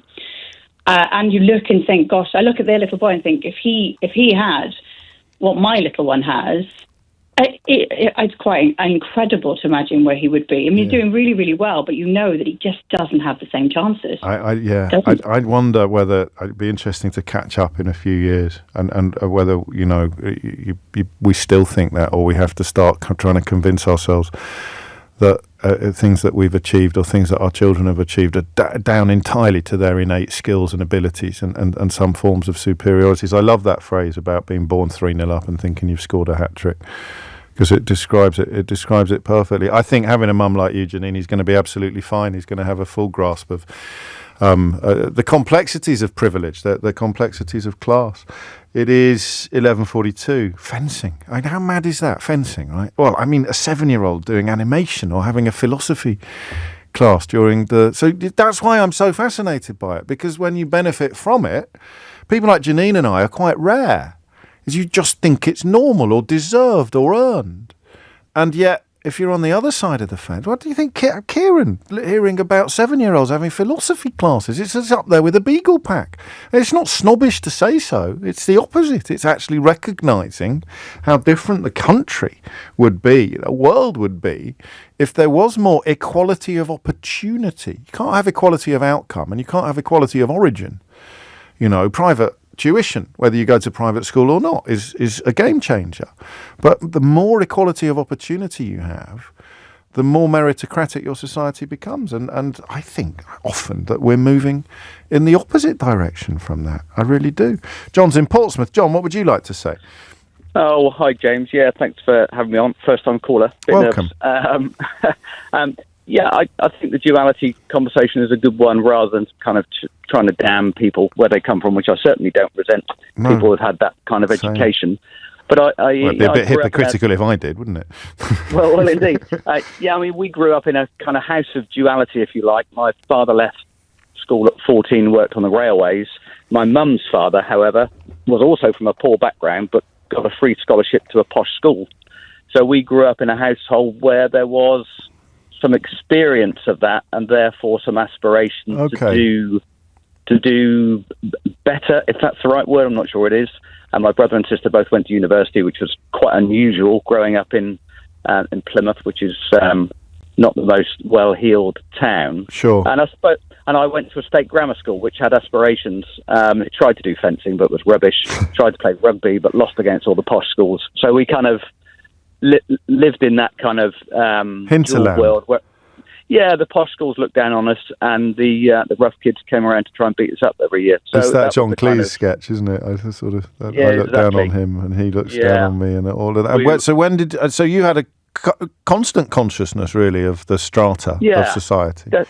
Definitely. My dad, had a broad West Country accent, but was aware of where he came from, and I always felt he was trying to aspire to what his father-in-law would have expected. And then professionally and with my own kids went to state school, but when we moved to the southeast, my younger one, who was quite talented, wanted to play rugby, but all the rugby tours were arranged around the posh schools' holidays, so he couldn't go on any of them because he was still at school. Oh gosh, little things like that. That would never have crossed my mind, but that extra week you get, breaking up a week early, that's when they go on tour, and your boy can't because he's still at school. Yeah, you turn up at the matches, there's a certain set dressed in the mustard cords and all that kind of stuff. Where do you buy those? I don't know. The plum ones as well. They're like the sort of red cords. I don't know. There must be a special shop somewhere where you can go and buy that stuff. And actually, you remind me of the Olympics. I was looking at some of the statistics regarding medals in the Olympics and how disproportionately represented private schools are. It's hardly a bloody mystery, is it? If you've got fencing classes. Well, exactly that. John, you've taken me up to the wire, and I've got to come out on time for once because Neil Basu, the former Assistant Commissioner in the Metropolitan Police and a former head of counter-terrorism policing for the UK, is joining us shortly after this to discuss, among other things, recent events and possible root causes behind them. The time now is 11:46. James O'Brien on LBC. It is 11:48. You are listening to James O'Brien on LBC. Neil Basu, QPM, recipient of the Queen's Police Medal, is a former Assistant Commissioner in the Met and former head of counter-terrorism policing for the UK. Also, I think the first guest that we've booked on this programme to discuss recent events on the streets of this country, and clearly a man supremely qualified to do so. Let's begin with some comments, if we may, Neil, from the Home Secretary yesterday that I haven't heard you respond to yet. The idea that the British public have lost respect for the police, that this current malaise extends beyond the explosions of violence or the expressions of unhappiness and runs much deeper. Is that something you recognise? Yeah, well, good morning, and thank you very much for inviting me to speak. And there was a bit of a perfect storm. I mean, this arrived at a terrible time for policing, where since Robert Peel set up modern policing in 1829, it's been founded on trust and confidence, which gives us the consent to police the public. You can't police 70 million people with 140,000 cops unless they consent to it. If you lose that consent, you're in desperate trouble. And of course, all of this probably 2 years ago, just on the cusp of my retirement, trust and confidence had reached an all-time low in policing as a profession. And not only had we lost the confidence of the Black and Asian community, which we hadn't had for many, many years, in my opinion. We'd lost the confidence of women and girls, LGBTQ+, and what we've probably seen over the last 2 weeks is a loss of confidence with certain elements of the white working class. And arguably, we've never had the confidence of youth either. If you add all of those different sectors of society together, you get the majority of the public, and that is a loss of consent in the policing model. So the two things, I don't think were connected, but nevertheless, it was the perfect storm the worst time for something like this to happen to policing. Well, I wonder whether there are very different routes, though, to the various constituencies you've just described, because the loss of confidence from women and girls in particular would trace back to Sarah Everard's murder and other notorious cases of police officers being the opposite of what we expect them to be. Ethnic minorities, whether through stop and search or historically disproportionate instances of death in custody, and the natures of investigation or drug inquiries. These are arguably fact-based grievances, and yet when you have public figures saying that the police are possibly keeping information from the public, if elements of the public then get very angry and violent about something that's a lie, or at the very least a deliberately dangerous speculation, that's not a fact-based loss of confidence. So you probably can't, the remedy can't be the same for both diseases, can it? No, and I think that's a brilliant analysis, by the way. But your original comment, where I lecture a lot on diversity, I was the highest ranking officer of colour when I retired, only the fourth to reach my rank since 1829. I know quite a lot about racism and inclusion and diversity practice and what it takes to be a leader in those kind of environments. And I talk about that a lot. But racism I talk about because I know a lot about it. I'm in my 57th year. I'm a little bit older than you, James. But I've, since my first conscious memory, I've understood and dealt with racism since I was about 3 or 4 years old. But all of those different classes, the fact-based grievances that lead to, they're very different journeys. They're very different journeys, but they have very similar outcomes. The othering that happens in society. And what policing has done poorly for many years, and I'm one of policing's greatest critics because I love it. I absolutely love the profession. I think I've earned the right to criticise it. But it has, generally speaking, over-policed and under-protected those communities. Now, the difficulty, and your analysis was spot on, this was not a fact-based grievance. This was a lie that was made up.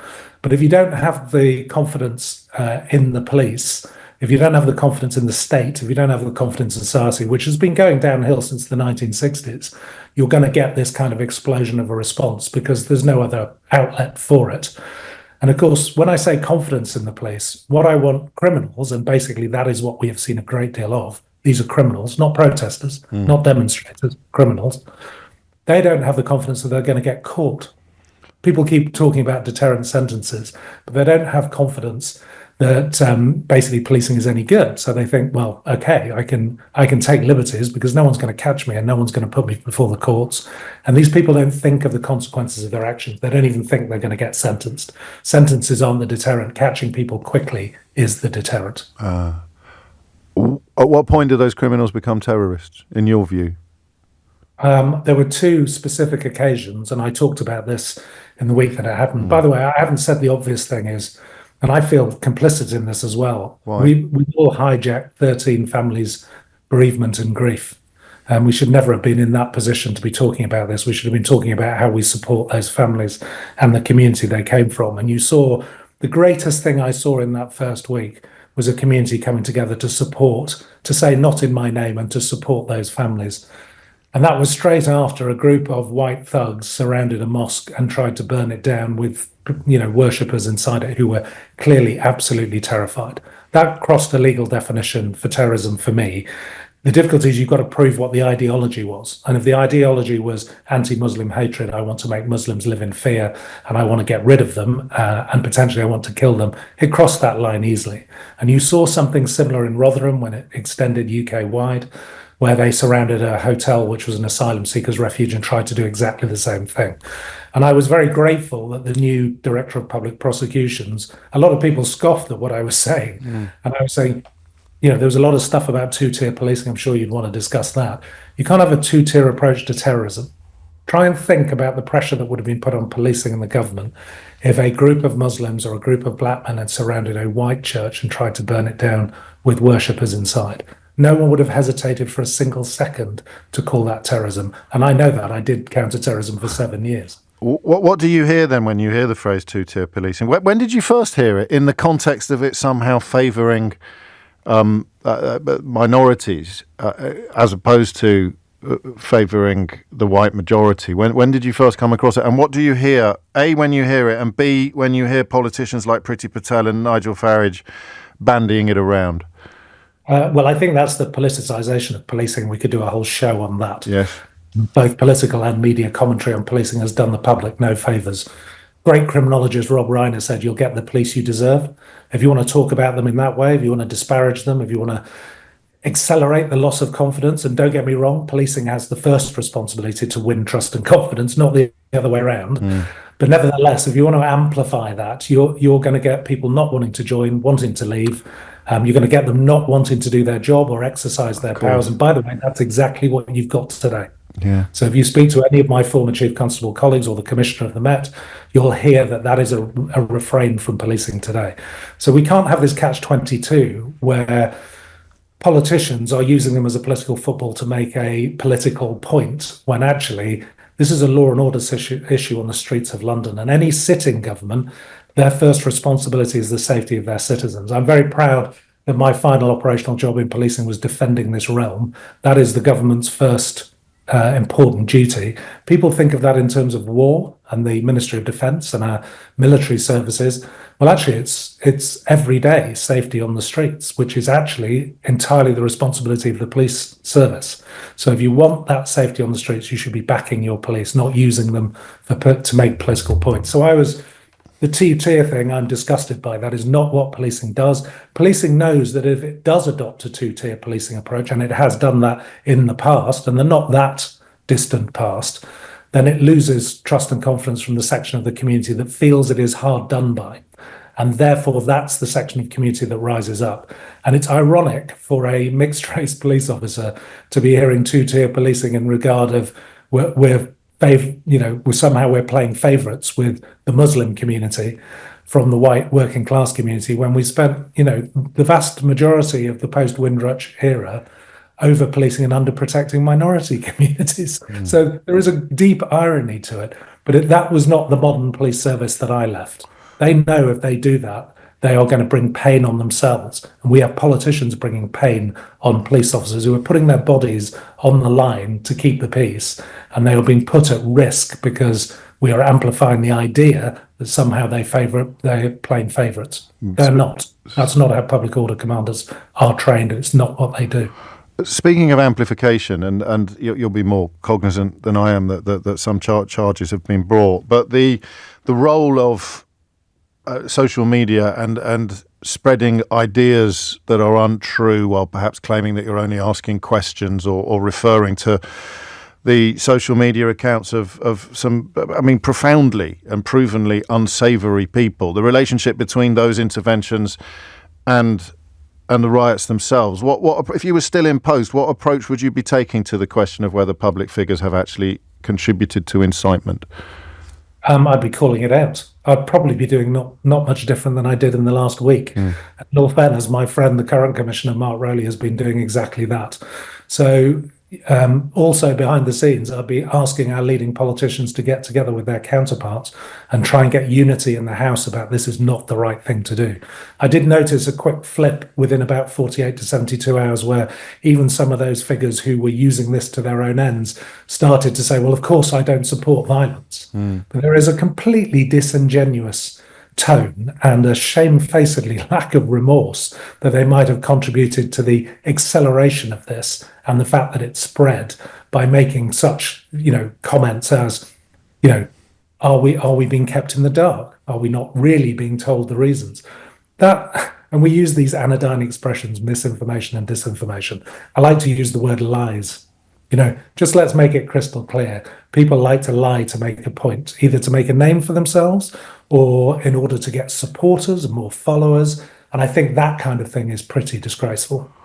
Finally, Neil, the former head of MI6 Russia desk, on precisely this point, Christopher Steele said that the security service will be looking very carefully at the instigators of these activities, including people like Tommy Robinson, even conceivably Nigel Farage, who incidentally said that we were being misinformed by the government about Southport. I sense you haven't got much of a bone to pick with that position. Not at all. I obviously used to be read into a lot of that counterintelligence information. I'm no longer read into that, but common sense will tell you when these things happen, and they happened with some of the terrorist attacks in the UK that I dealt with, we had the amplification by proxy groups and state-sponsored cyber, effectively warehouses of people and bots that were amplifying a message which would divide a society.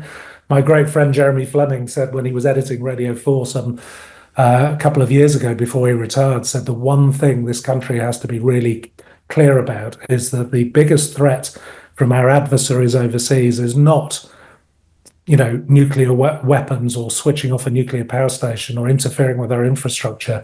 It's the simple spread of lies which will divide society. He used the term disinformation. I'm using the term lies. That was the greatest threat that the head of GCHQ thought was facing us. And it is being proven. And if we don't do something with social media companies, which I tried to do when I was in my position, and the big six basically refused to meet me and my counterparts from the Five Eyes intelligence community. They agreed to meet the attorney generals. So when governments get involved, when the law becomes the law and is enforced against social media giants, and when their advertisers stop spending money with them, that's when they sit up and take notice. So you said, what else would I be doing? I'd be taking out responsible people with a big platform who shouldn't be saying the things they're saying. I'd be going after criminals who are inciting hatred online and prosecuting them. And I'd be getting the big six around the table and saying, we can either do this in partnership or we'll be legislating against you. In that first group of people, we're talking about Nigel Farage. I've made comments about Nigel Farage, but also two ex-Home Secretaries' comments, which are being Priti Patel and Suella Braverman. Yeah, they're being done for a political purpose. I mean, so would you be wanting the right thing to do? It's two Home Secretaries. Farage's social media activity in particular. Do you think that should be investigated? I imagine that my former colleagues are doing precisely that. They'll be looking at anybody who might have incited this, so they'll be looking at the timeline from minute one, and you've seen actually some arrests and prosecutions in this space about who has amplified this rhetoric and whether the lines that they were using might have had an influence. But the law is very clear. It has to be designed to incite racial hatred. It has to be published in order to incite that hatred. I mean, people are very clever. We spent years chasing Anjem Choudhury. We've done the same thing with the Axley Lennon. These people are very, very clever. They know exactly where the line of the law is, and they stay south of that line. And it isn't for police officers, serving or ex, to start changing that line. It's for elected politicians and the society they serve to decide, is this what we want in our name? Is this what we want in our name? My view on that is absolutely not, because I have had to face the real world consequences of it. And I don't just mean as a police officer. Think of all those black and Asian police officers who are having stuff thrown at them, spat on, abused, potentially hurt and hospitalised, who when they took their uniform off and went home for the evening were an equal target. You've got to understand that lawful but awful, which is the great soundbite that people were using, which was taken out of the Online Safety Act, is a problem for society, and society needs to start debating where it wants to draw that line. We're out of time, unfortunately. Can I tempt you onto my podcast where we'll have a bit more time to sit down and find out a little bit more about your life and background as well, Neil? Or I'd be absolutely delighted. I think you can tell that I like to rant. Well, it's a date. Seriously, thank you. And thank you for your time today. Neil Basu, QPM, the former Assistant Commissioner of the Met and the former Head of Counter-Terrorism Policing for the UK. The time now is 4 minutes after 12. James O'Brien on LBC. It's 7 minutes after 12. You're listening to James O'Brien on LBC. I just had a standoff. Do you want to know some inside gossip? It's a standoff outside the gender-neutral toilet that we all use here in LBC with Alexander Armstrong, who of course is on Classic FM at this moment in time. And I took the view, I got there just before him, and I took the view that I would not be polite and let him go first, because he can just go back to the studio, stick on a particularly long concerto, and then come out and use the facilities to his heart's content, whereas I have to squeeze my visits into much smaller slots. That's a slightly infelicitous turn of phrase. So I thought you might want to know a little bit of inside showbiz gossip there. Standoff outside the gender-neutral toilets. 8 minutes after 12 is the time.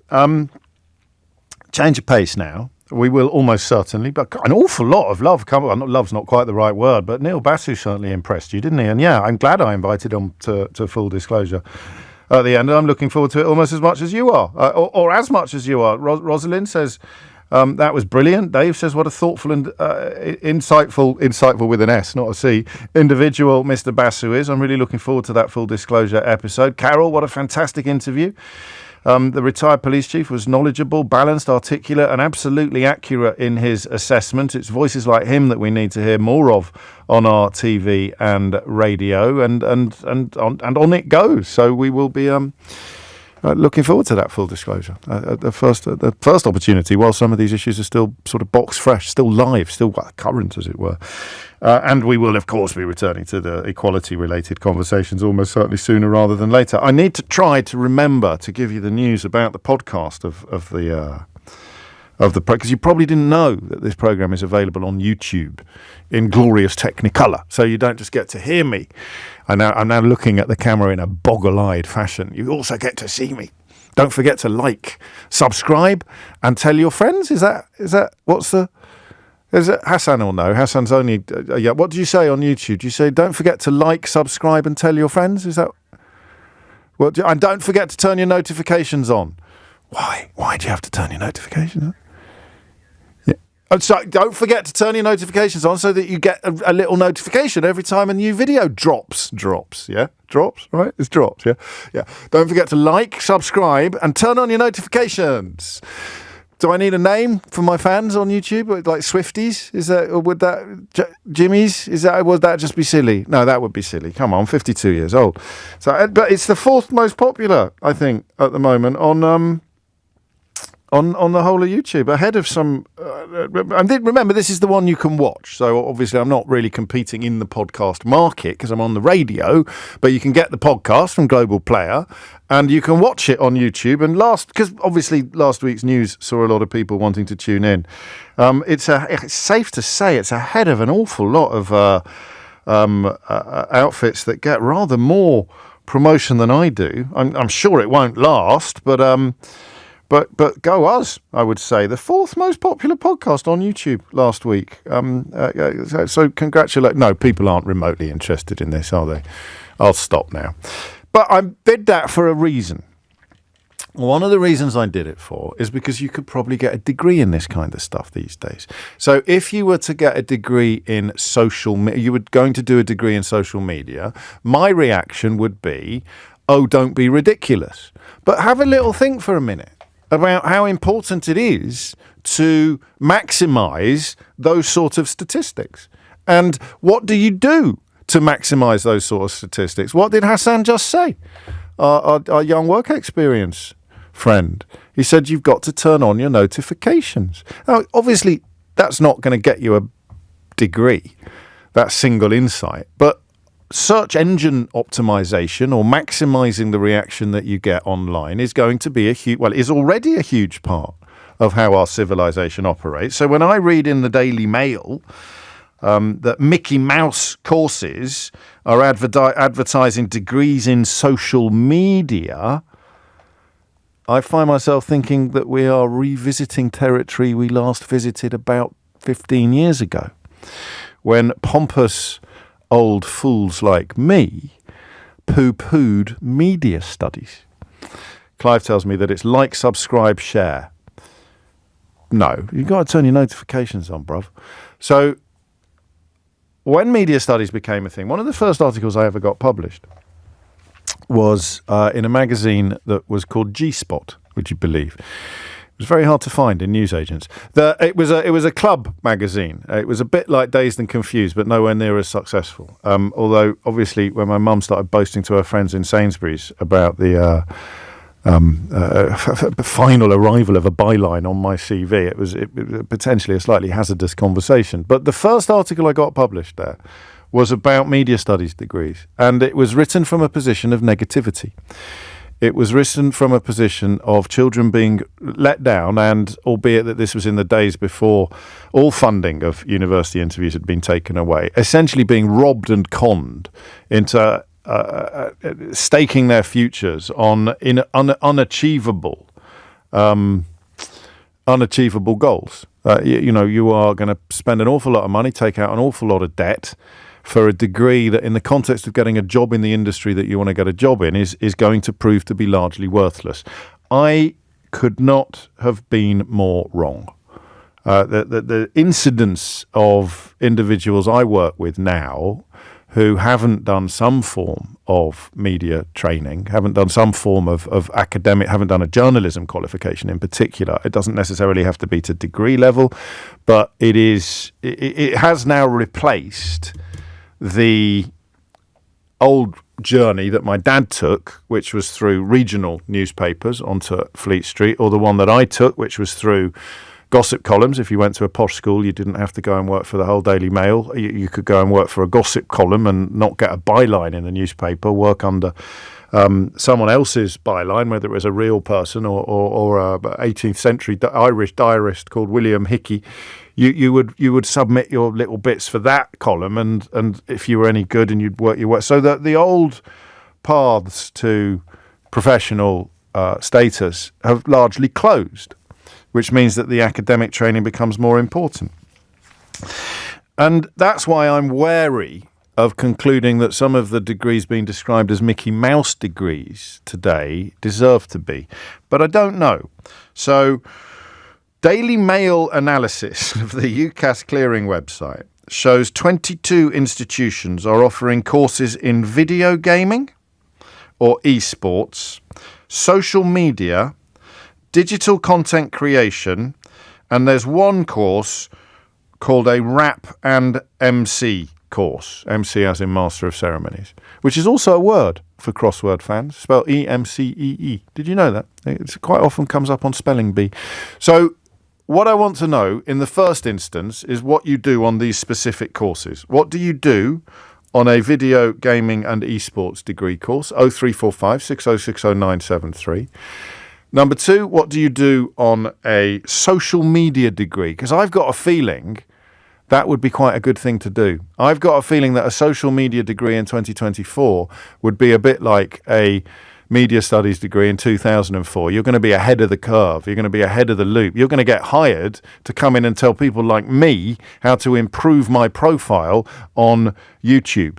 Don't forget to ring that bell, for example. But it can't just be that, because that's not 3 years worth of studying, is it? So do you see is it a degree? So question number one is, what do you do? And question number two is it actually a degree?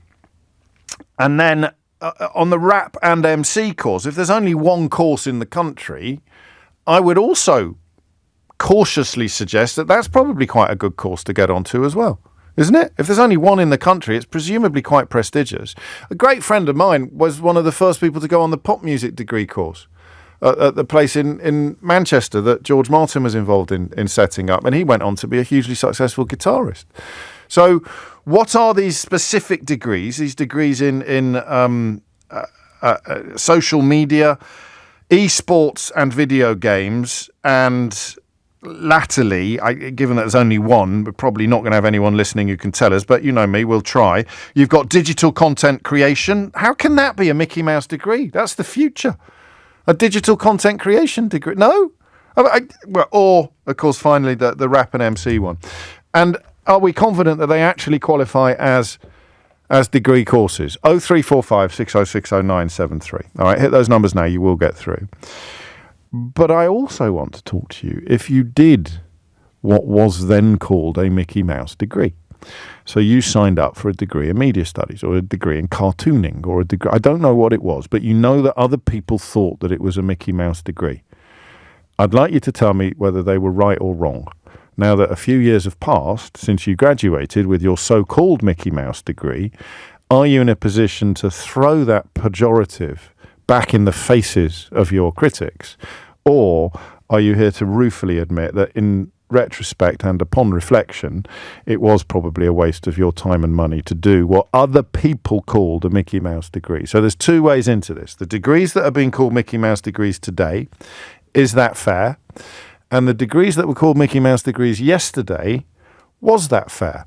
0345 6060 973 is the number that you need. James O'Brien on LBC. minutes after 12 is the time. This is good. This is fascinating. Writes this unsigned text. I run an esports and gaming company in Newcastle. We have 15 staff ranging from YouTube presenters to software developers, social media managers, short-form video editors, and esports event management. All of them gained their skills from spending their free time outside of formal education, developing the skills. If you want to give me a buzz, I'd love to know, because I don't know from that whether you think the degrees are good or not. Whether you're saying they're unnecessary because you can do it outside of formal education, or whether you're welcoming the idea that you bring them into formal education because the jobs that you describe are in many ways the jobs of the future. This one from Cole. One of my first IT jobs was for a games company. It's software development, but in a very specific area. Gaming and esports understanding can definitely get you a career. I simply tested games and learned to code while I was there, and I'm now a development manager. So I think pretty clear that that is not, that no one thinks that they are Mickey Mouse degrees. But the Daily Mail says they are. You know, we can joke about that, but remember, people's parents read the Daily Mail. You're thinking of signing up for a degree in social media or a degree in video gaming, and your parents are reading in the Daily Mail that it's a Mickey Mouse degree, you're going to have all sorts of problems at home. So what would you say at that dinner table? And finally, this is from Blake. This is really interesting. I was at Leicester DMU studying media tech when David Cameron called it useless. I don't actually remember that, but I find it very easy to believe, Blake. So many people in my cohort found it hard to get work at that time, because why would you value a degree that the Prime Minister himself had insulted? I might look that story up, actually. So that's what we're trying to work out. Matthew is in Eaglescliff in County Durham. Matthew, what would you like to say? Hi, James. Hello. I studied computer games design back in the year 2000. Okay. So you're quite ahead of the curve with that, I'd have thought, as an academic course. Well, it was the first of its kind in the UK, and I studied at Teesside University. So the course itself, the end of it, we ended up as a bit of a jack of all trades and a master of none, because it took this scattergun approach. So I learned a bit of animation, a bit of illustration, a bit of script writing, a bit of editing, a bit of 3D modelling. Right. And what you ended up coming out with was... I know what most of those things are. Okay. I tried not to touch on the ones that are a bit more technical. Well, I'm very grateful to you. Essentially, because you knew a bit of everything, you weren't good at any one particular thing unless you were particularly skilled in that area already. What happened was I left, I got a full-time job, I started a family, and the dream of working in video games slowly slipped away. But my friend, who kept a part-time job and just kept on working away on his portfolio and really grafting on those skills, actually now works in the industry for Marvel and Disney, and has had all sorts of his work shown in movies that you'll have probably seen. So the degree itself was a bit of a Mickey Mouse degree, but he managed to use it to then forge that career. And that's partly because it was in such early days. So the degree now, 24 years later, or 20 years later, has probably evolved and being honed, and would be much more fit for purpose when it comes for preparing people for entry into an industry that is big and growing. And you can't say that about many industries. No, Grand Theft Auto 5 is still the largest entertainment release in history. It's a video game that has been in the top 20 in America, and has been since its release over a decade ago. That's insane, isn't it? I was boasting about my book being in the charts for 30 weeks. 10 years, man. When's the next one out? When's the next one out? The next one's out soon. It'd be interesting to see what it does. Early next year. Yeah.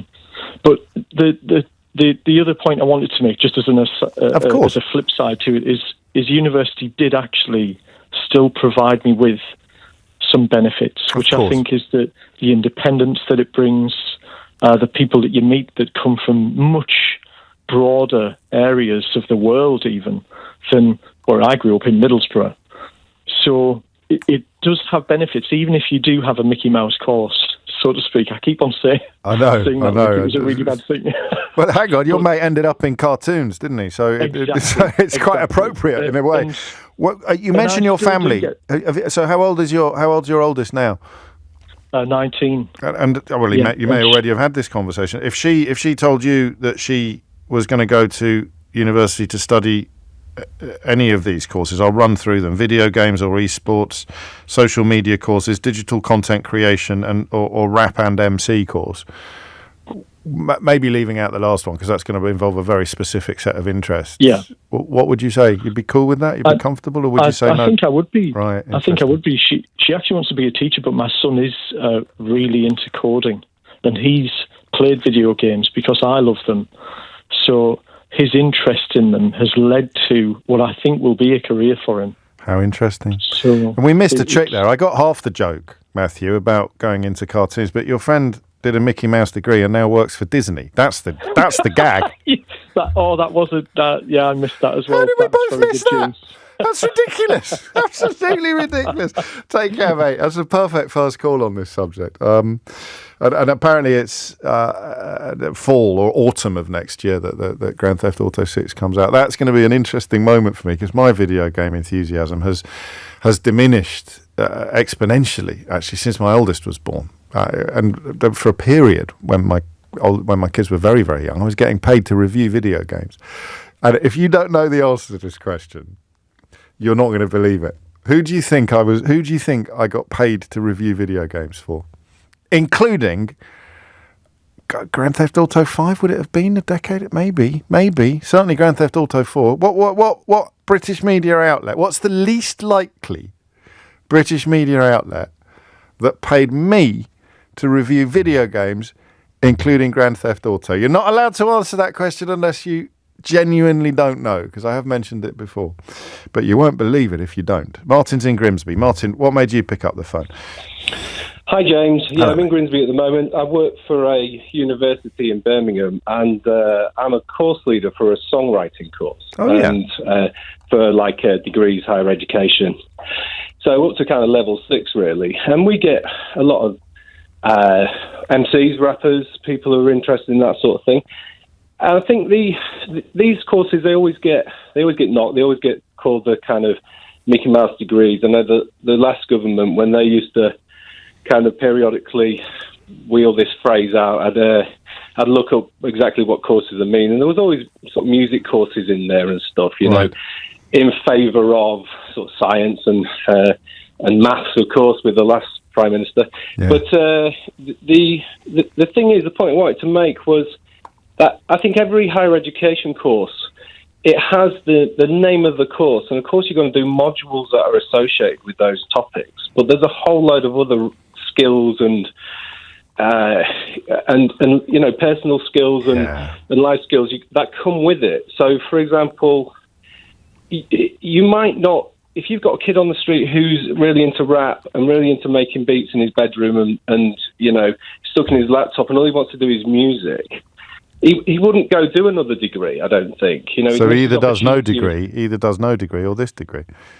Yeah, he does this degree, but along with it, the other side of it, yes, he's going to learn about rap, he's going to learn about MCing, he's going to learn about writing songs and all the things that student's going to love. But also, they're going to come out with presentation skills. They're going to be given presentations, standing up in front of people, learning how to articulate their thoughts. They're going to do the whole thing of critical thinking. They're going to do the research skills. They're going to, you know, learn to reference and all that useful thing. So I think at the end of it, and this is, you know, my bias of my experience with music students, is they become very employable people because when they stand up, if you stand on stage and you have to do sing a song or play in a band, you also get that control of nerves. You also get the kind of, you know, things that you probably wouldn't get on other degrees. Now, I don't know what other degrees consist of, these ones that aren't Mickey Mouse degrees. But I would say that where do you get that sort of emotional intelligence? Where do you get that that control of nerves? And that variety, the variety of instruction as well. So what we're describing is the stupidity, in a way, of thinking that if you go on a songwriting degree course and don't end up being the next Bacharach and David, then you've wasted your time and our money. Whereas in Exactly fact, that is a bit like me being told, because I did a degree in philosophy, that the fact that I'm not a philosopher is a proof that my degree was a waste of time. Exactly that. And wrong answer. Wrong answer. You're supposed to say, but James, you are a philosopher. Well, of course, yeah. But the thing is it's not up to us. Where it's kind of like I think sometimes with music courses they go, okay, well we're not going to have a million sort of Taylor Swifts or a million Ed Sheeran's coming out of these courses, or thousands, should I say. Exactly. But the thing is like it's like saying, are you doing a catering course? What, you're going to be the next Gordon Ramsay? If you're not, you fail. You know, education is good in and of itself. It's an end in itself. It's not just a means to an end. Indeed. That's the point these people miss, sometimes deliberately. That's beautifully put. That really is. Thank you, Martin. Crikey, the time. So we could tell it's a call that sucked me in, because I glance up and think, that can't be the time. It's 12:31. Amelia Cox has the headlines. James O'Brien on LBC. 12:34 is the time. Some people... Karen, you're very funny. In fact, Karen, you're so funny that I began to think that I'd hit a rich seam of listeners there, but all of the ones that have made me splutter are all from you. They're all from the same person. So this is in answer to the question of what's the most unlikely organ that I could have once been paid to review video games for. Karen is responsible for all of these. Golf course architecture, Total Carp, Heritage Railway, the Pipeliners Hall of Fame news, Beef Today, I quite like that one, Onion World, Elevator World, The Oldie, that's feasible, or at least it exists, I don't know if the World of Pigs. You've got with respect, Karen, you've got far too much time on your hands. Why has everyone suggested Horse and Hound? Is that because of Hugh Grant in the film, where he pretends to be the film critic for Horse and Hound in order to get access to Julia Roberts, doesn't he? Isn't that what happens in Notting Hill? But loads of people have suggested Horse and Hound, and lots of you say, I mean, quite a few people say, I tell you what, it'd be very I bet it isn't, but it'd be very funny if it was the Daily Mail. Well, I'm here to tell you. I was the video games critic for the Daily Mail. And the maddest thing about that job, I didn't need a degree to do it, was the amount of free stuff I got sent, even though they paid us. I really miss all the free stuff. You name it, I got sent it. Absolutely happy days. But it coincided, after a lifetime of playing video games, from the ZX Spectrum onwards, it coincided with fatherhood. And so the games had got longer and bigger and more complicated. So just as I achieved a role that would have been beyond my wildest dreams. It was only a sideline. I was still doing this. But imagine for when I was in my teens and I did nothing but play video games. In my 20s, when the first thing I'd do, get in from work, put on the Sega Mega Drive. And then suddenly I'm being paid to do it, to play the games. I'm being sent every game under the sun. I'm being sent consoles, kit, merch. And because I'd just become a father, my world was changing.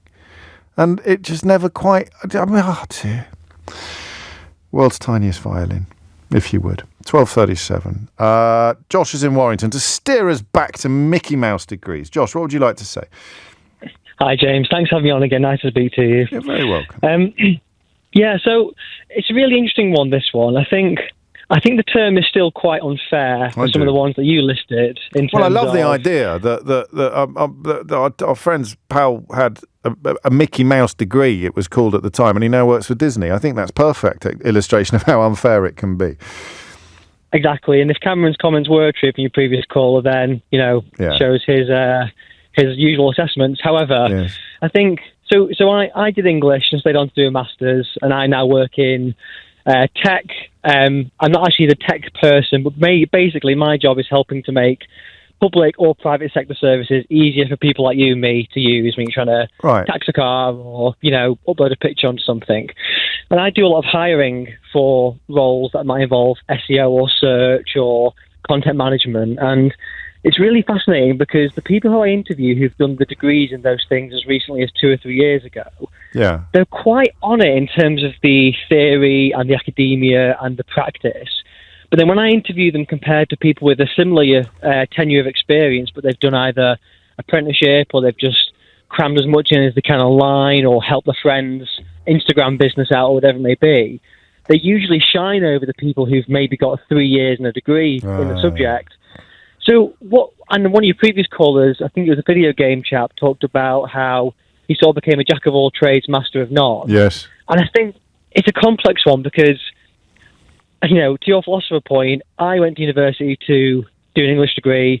I'd like to write a book, but I've definitely not done it yet. And I now work in tech. So I don't think you have to or not have to do a thing to become the thing. But so if you're going to university and spending $9,000, and to you that's a good value add for all the other life skills you get and being away from home and, presentation skills, and you also happen to learn a thing or two in how to manage media, how to get people to click things better. It might be good for you. But if you're looking at the potential $40,000 bill and wondering at the end of it, is this the best value add for me if I want to work in this job or that job?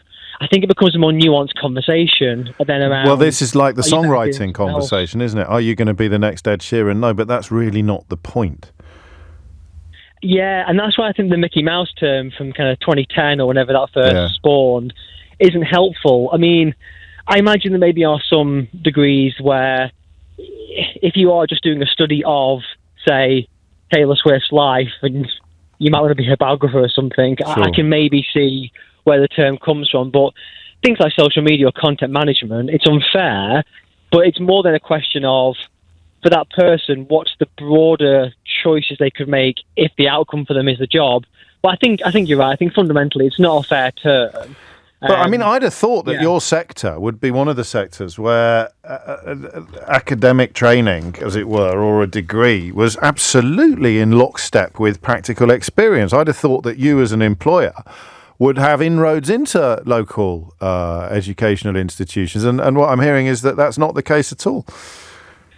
No, not necessarily. No, that doesn't mean we don't overlap with them and we're adjacent. For example, I did a couple of talks last month for some NHS colleagues who worked in tech to make services more accessible and talking about some kind of academic-ish themes within practice. But a lot of the things that we see are actually more like coding camps. So kids maybe in the summer or who are doing like part-time education, trying to bolster and be more hands-on, versus the actual degree diploma at the end, 2 to 3 year course. I get it.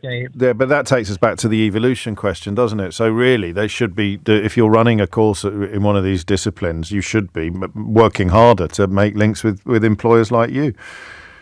And then employers like us and all sorts of employers, and maybe even more in the public sector as well, there should be some initiatives ideally where if you could have a 2 to 3 year degree, but as part of that 2 to 3 year degree in, say, content management, you were guaranteed a 6-month placement either in Department for Education or NHS Digital or Apple, wherever it may be. Yeah. You could then see a transformation in the degree of suddenly becoming almost like when engineers... My partner did a sandwich year away in Geneva for CERN, for example. Wow. Yeah, she's brilliant. But that sort of thing, if you could parallel those kinds of sandwich years where it mixes the vocation with the theory, I think it would completely change the landscape for those. I think you're right. I think so. You're marrying vocation to the academics, or practical to theoretical. So crikey! And so the very worst thing that you can have in this space is a politician using the phrase Mickey Mouse degrees or deriding disciplines because all he's got experience of is people who are doing PPE or old school degrees that you could have done in the 19th century. Where did you grow up in Warrington? Do you mind me asking? So I did mainly. I was technically born on the Shetland Islands, but I moved down when I was so young that I've basically lived in Warrington most of my life. Okay. I got a mate who grew up in Stockport, and your accents are absolutely identical, which doesn't really make sense. I think Warrington's that kind of non-Liverpool, but non-Manc.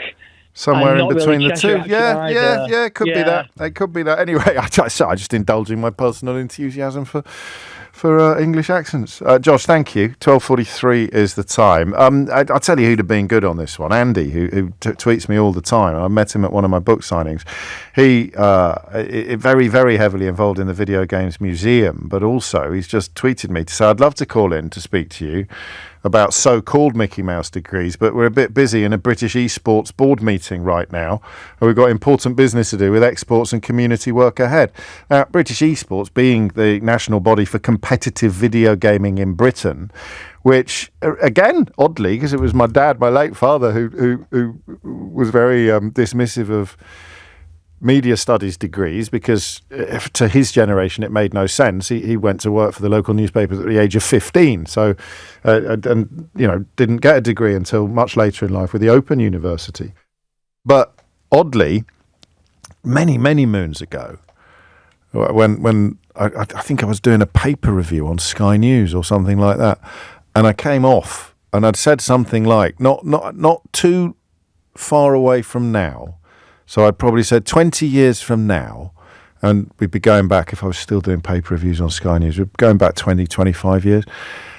And I said, we'll be buying tickets to watch highly paid people play video games. And I can't remember what the reception in the studio was because it was completely overshadowed by the reception when I came out of the studio. And I answered the phone from my dad, who was still laughing. He thought it was the daftest thing that he'd ever heard in his life because he'd, of course, watched me grow up with my ZX Spectrum plugged into my black and white television playing very primitive video games. So the idea... But look how right I was, because esports is exactly that. You've got some people make the Fortnite. Didn't people make hundreds of thousands of pounds from being the best Fortnite players in the world? And now they've got Stadia, massive in Korea, South Korea and other places. It is a spectator sport playing video games, which is, even for someone who's played a lot of video games in their life, it is quite hard to credit. And I mention it because I think it plays into the idea of how silly it is to be dismissive. So you say, it's a Mickey Mouse degree. Well, it's not, though, is it? Especially not video game design or video game construction, video game coding. It's probably one of the most secure. I don't know, I could be wrong, but I imagine that the job opportunities there are much greater than they are in many other sectors. It's 12:45. James O'Brien on LBC.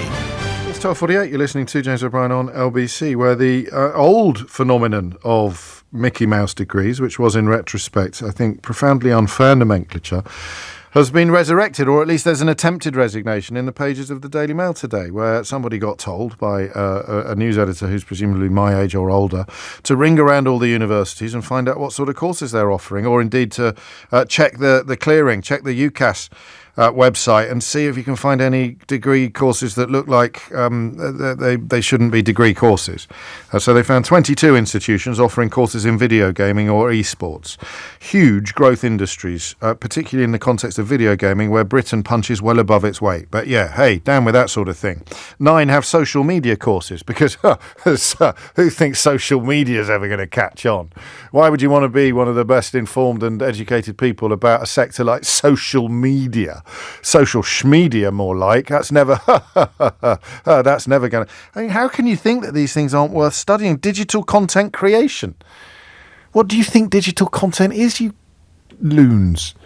And then rap and MC, which I thought that our caller in Grimsby, who runs a songwriting degree course, made a perfect case for that being so much more than the immediately obvious sum of its parts.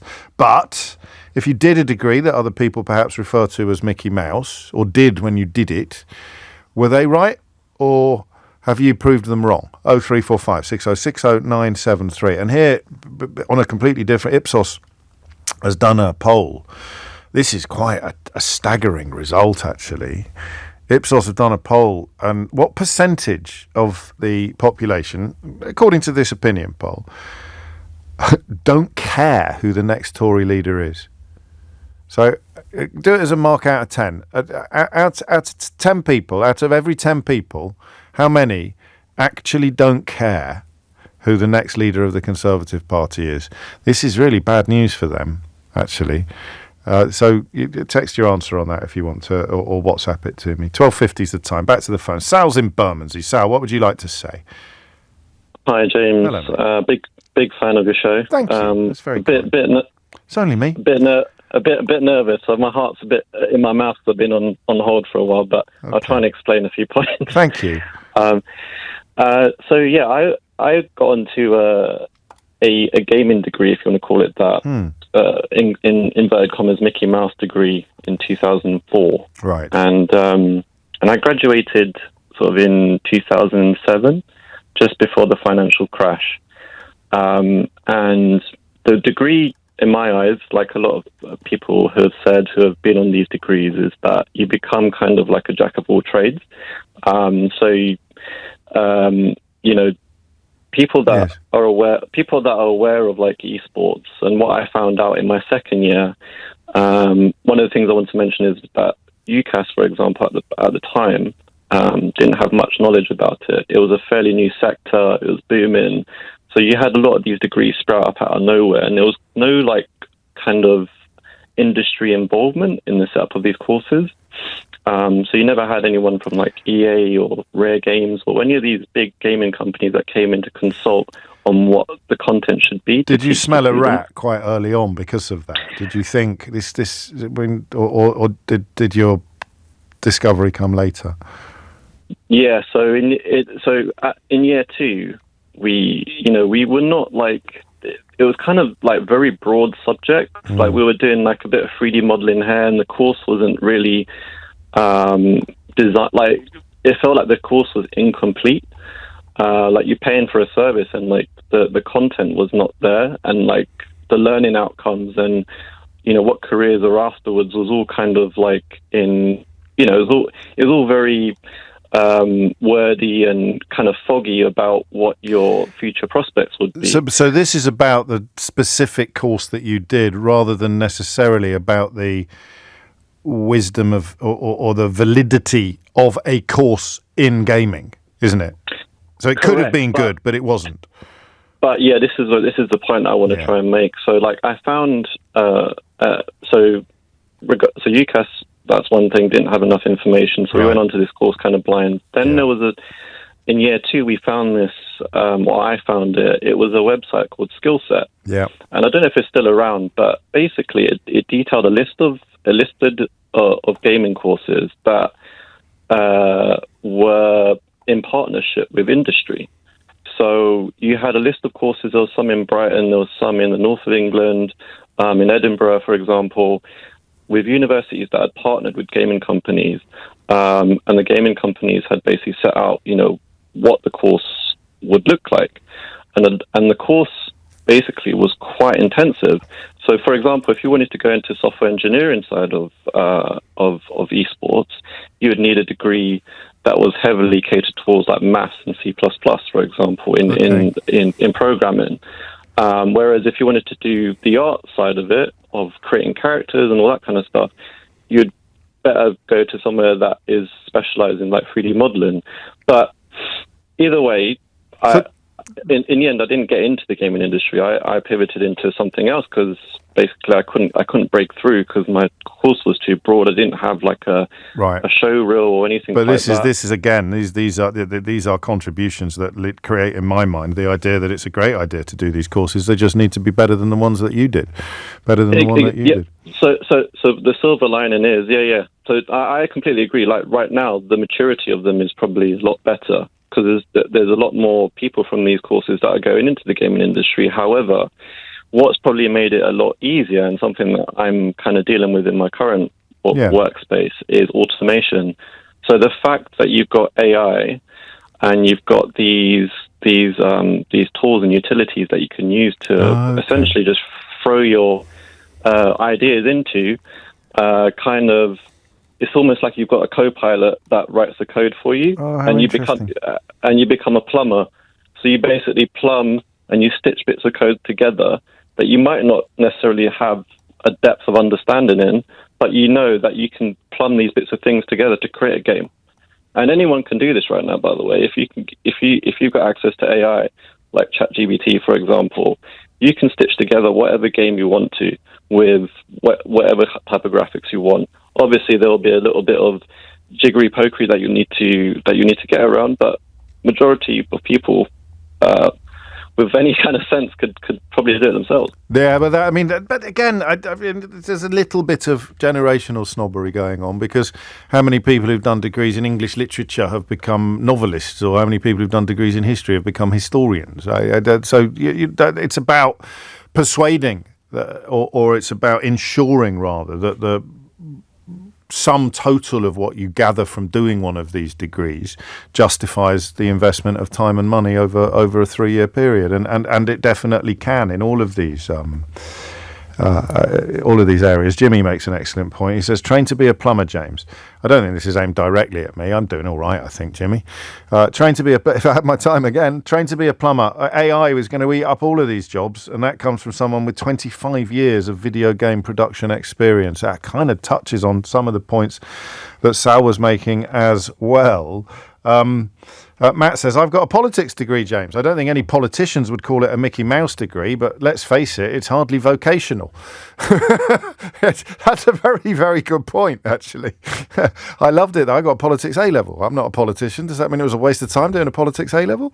It's odd, though, because some degrees are completely vocational. It'd be a bit odd to do a medical degree and not become a medic. I know some people don't. Harry Hill. Well, I think he did and then gave it up to be a comedian. But yes, so there is a weird interplay between vocational and educational, isn't there? Josh is in Chiswick. Probably the last word on this. It depends. There might be time for one more. Josh, what would you like to say? Hey there, James. Well, just to say, I didn't do one of these so-called Mickey Mouse degrees. I did do media studies A-level, and then like you, I went on to do a philosophy and politics degree. I'm not a philosopher, except when I'm sitting in an armchair. But then I went on to work in television, and I got into TV by winning a place on an apprenticeship, which gave me an MBQ level 3 after my degree. And that taught me everything I needed to know about working in TV. And my degree has had very, very limited input into that. And I think further training is important, like the last caller was saying. The courses where industry feeds in are really, really key, because there are massive skills shortages in the video games industry and the other sort of digital and creative industries in the UK at the moment. But I just think they have to be better. And I do wonder, with the sort of over-academicalising of everything, I don't even know if that's a word. It is now. That we send, that you heard it here first, that we send people down the academic route when actually a practical course might as long as it. I mean, yeah, you'd be a good example of someone for whom it was, but it could be just as bad. You could be calling it a practical course, so you don't come away with an academic qualification, which is then transferable, because whatever your degree is in, it's still a degree, and there are jobs that are graduate level, graduate entry, graduate trainees. So you go off and do a practical course, it doesn't translate into employment, and you haven't got a qualification that's worth a fig outside of that very specific sector. Josh, thank you. I enjoyed that. The producer didn't think that was going to be very interesting. Shows what she knows. It's probably an age thing. If you missed any of today's show, you can listen back on Catch Up on Global Player, where you'll also find all of LBC's shows to catch up on, as well as all of Global's live radio stations. So download Global Player for free from your app store or head to globalplayer.com. Coming up at 4 on LBC, it's Tom Swarbrick, but now standing in for Sheila Fogarty, it's Matthew Wright. James O'Brien on LBC.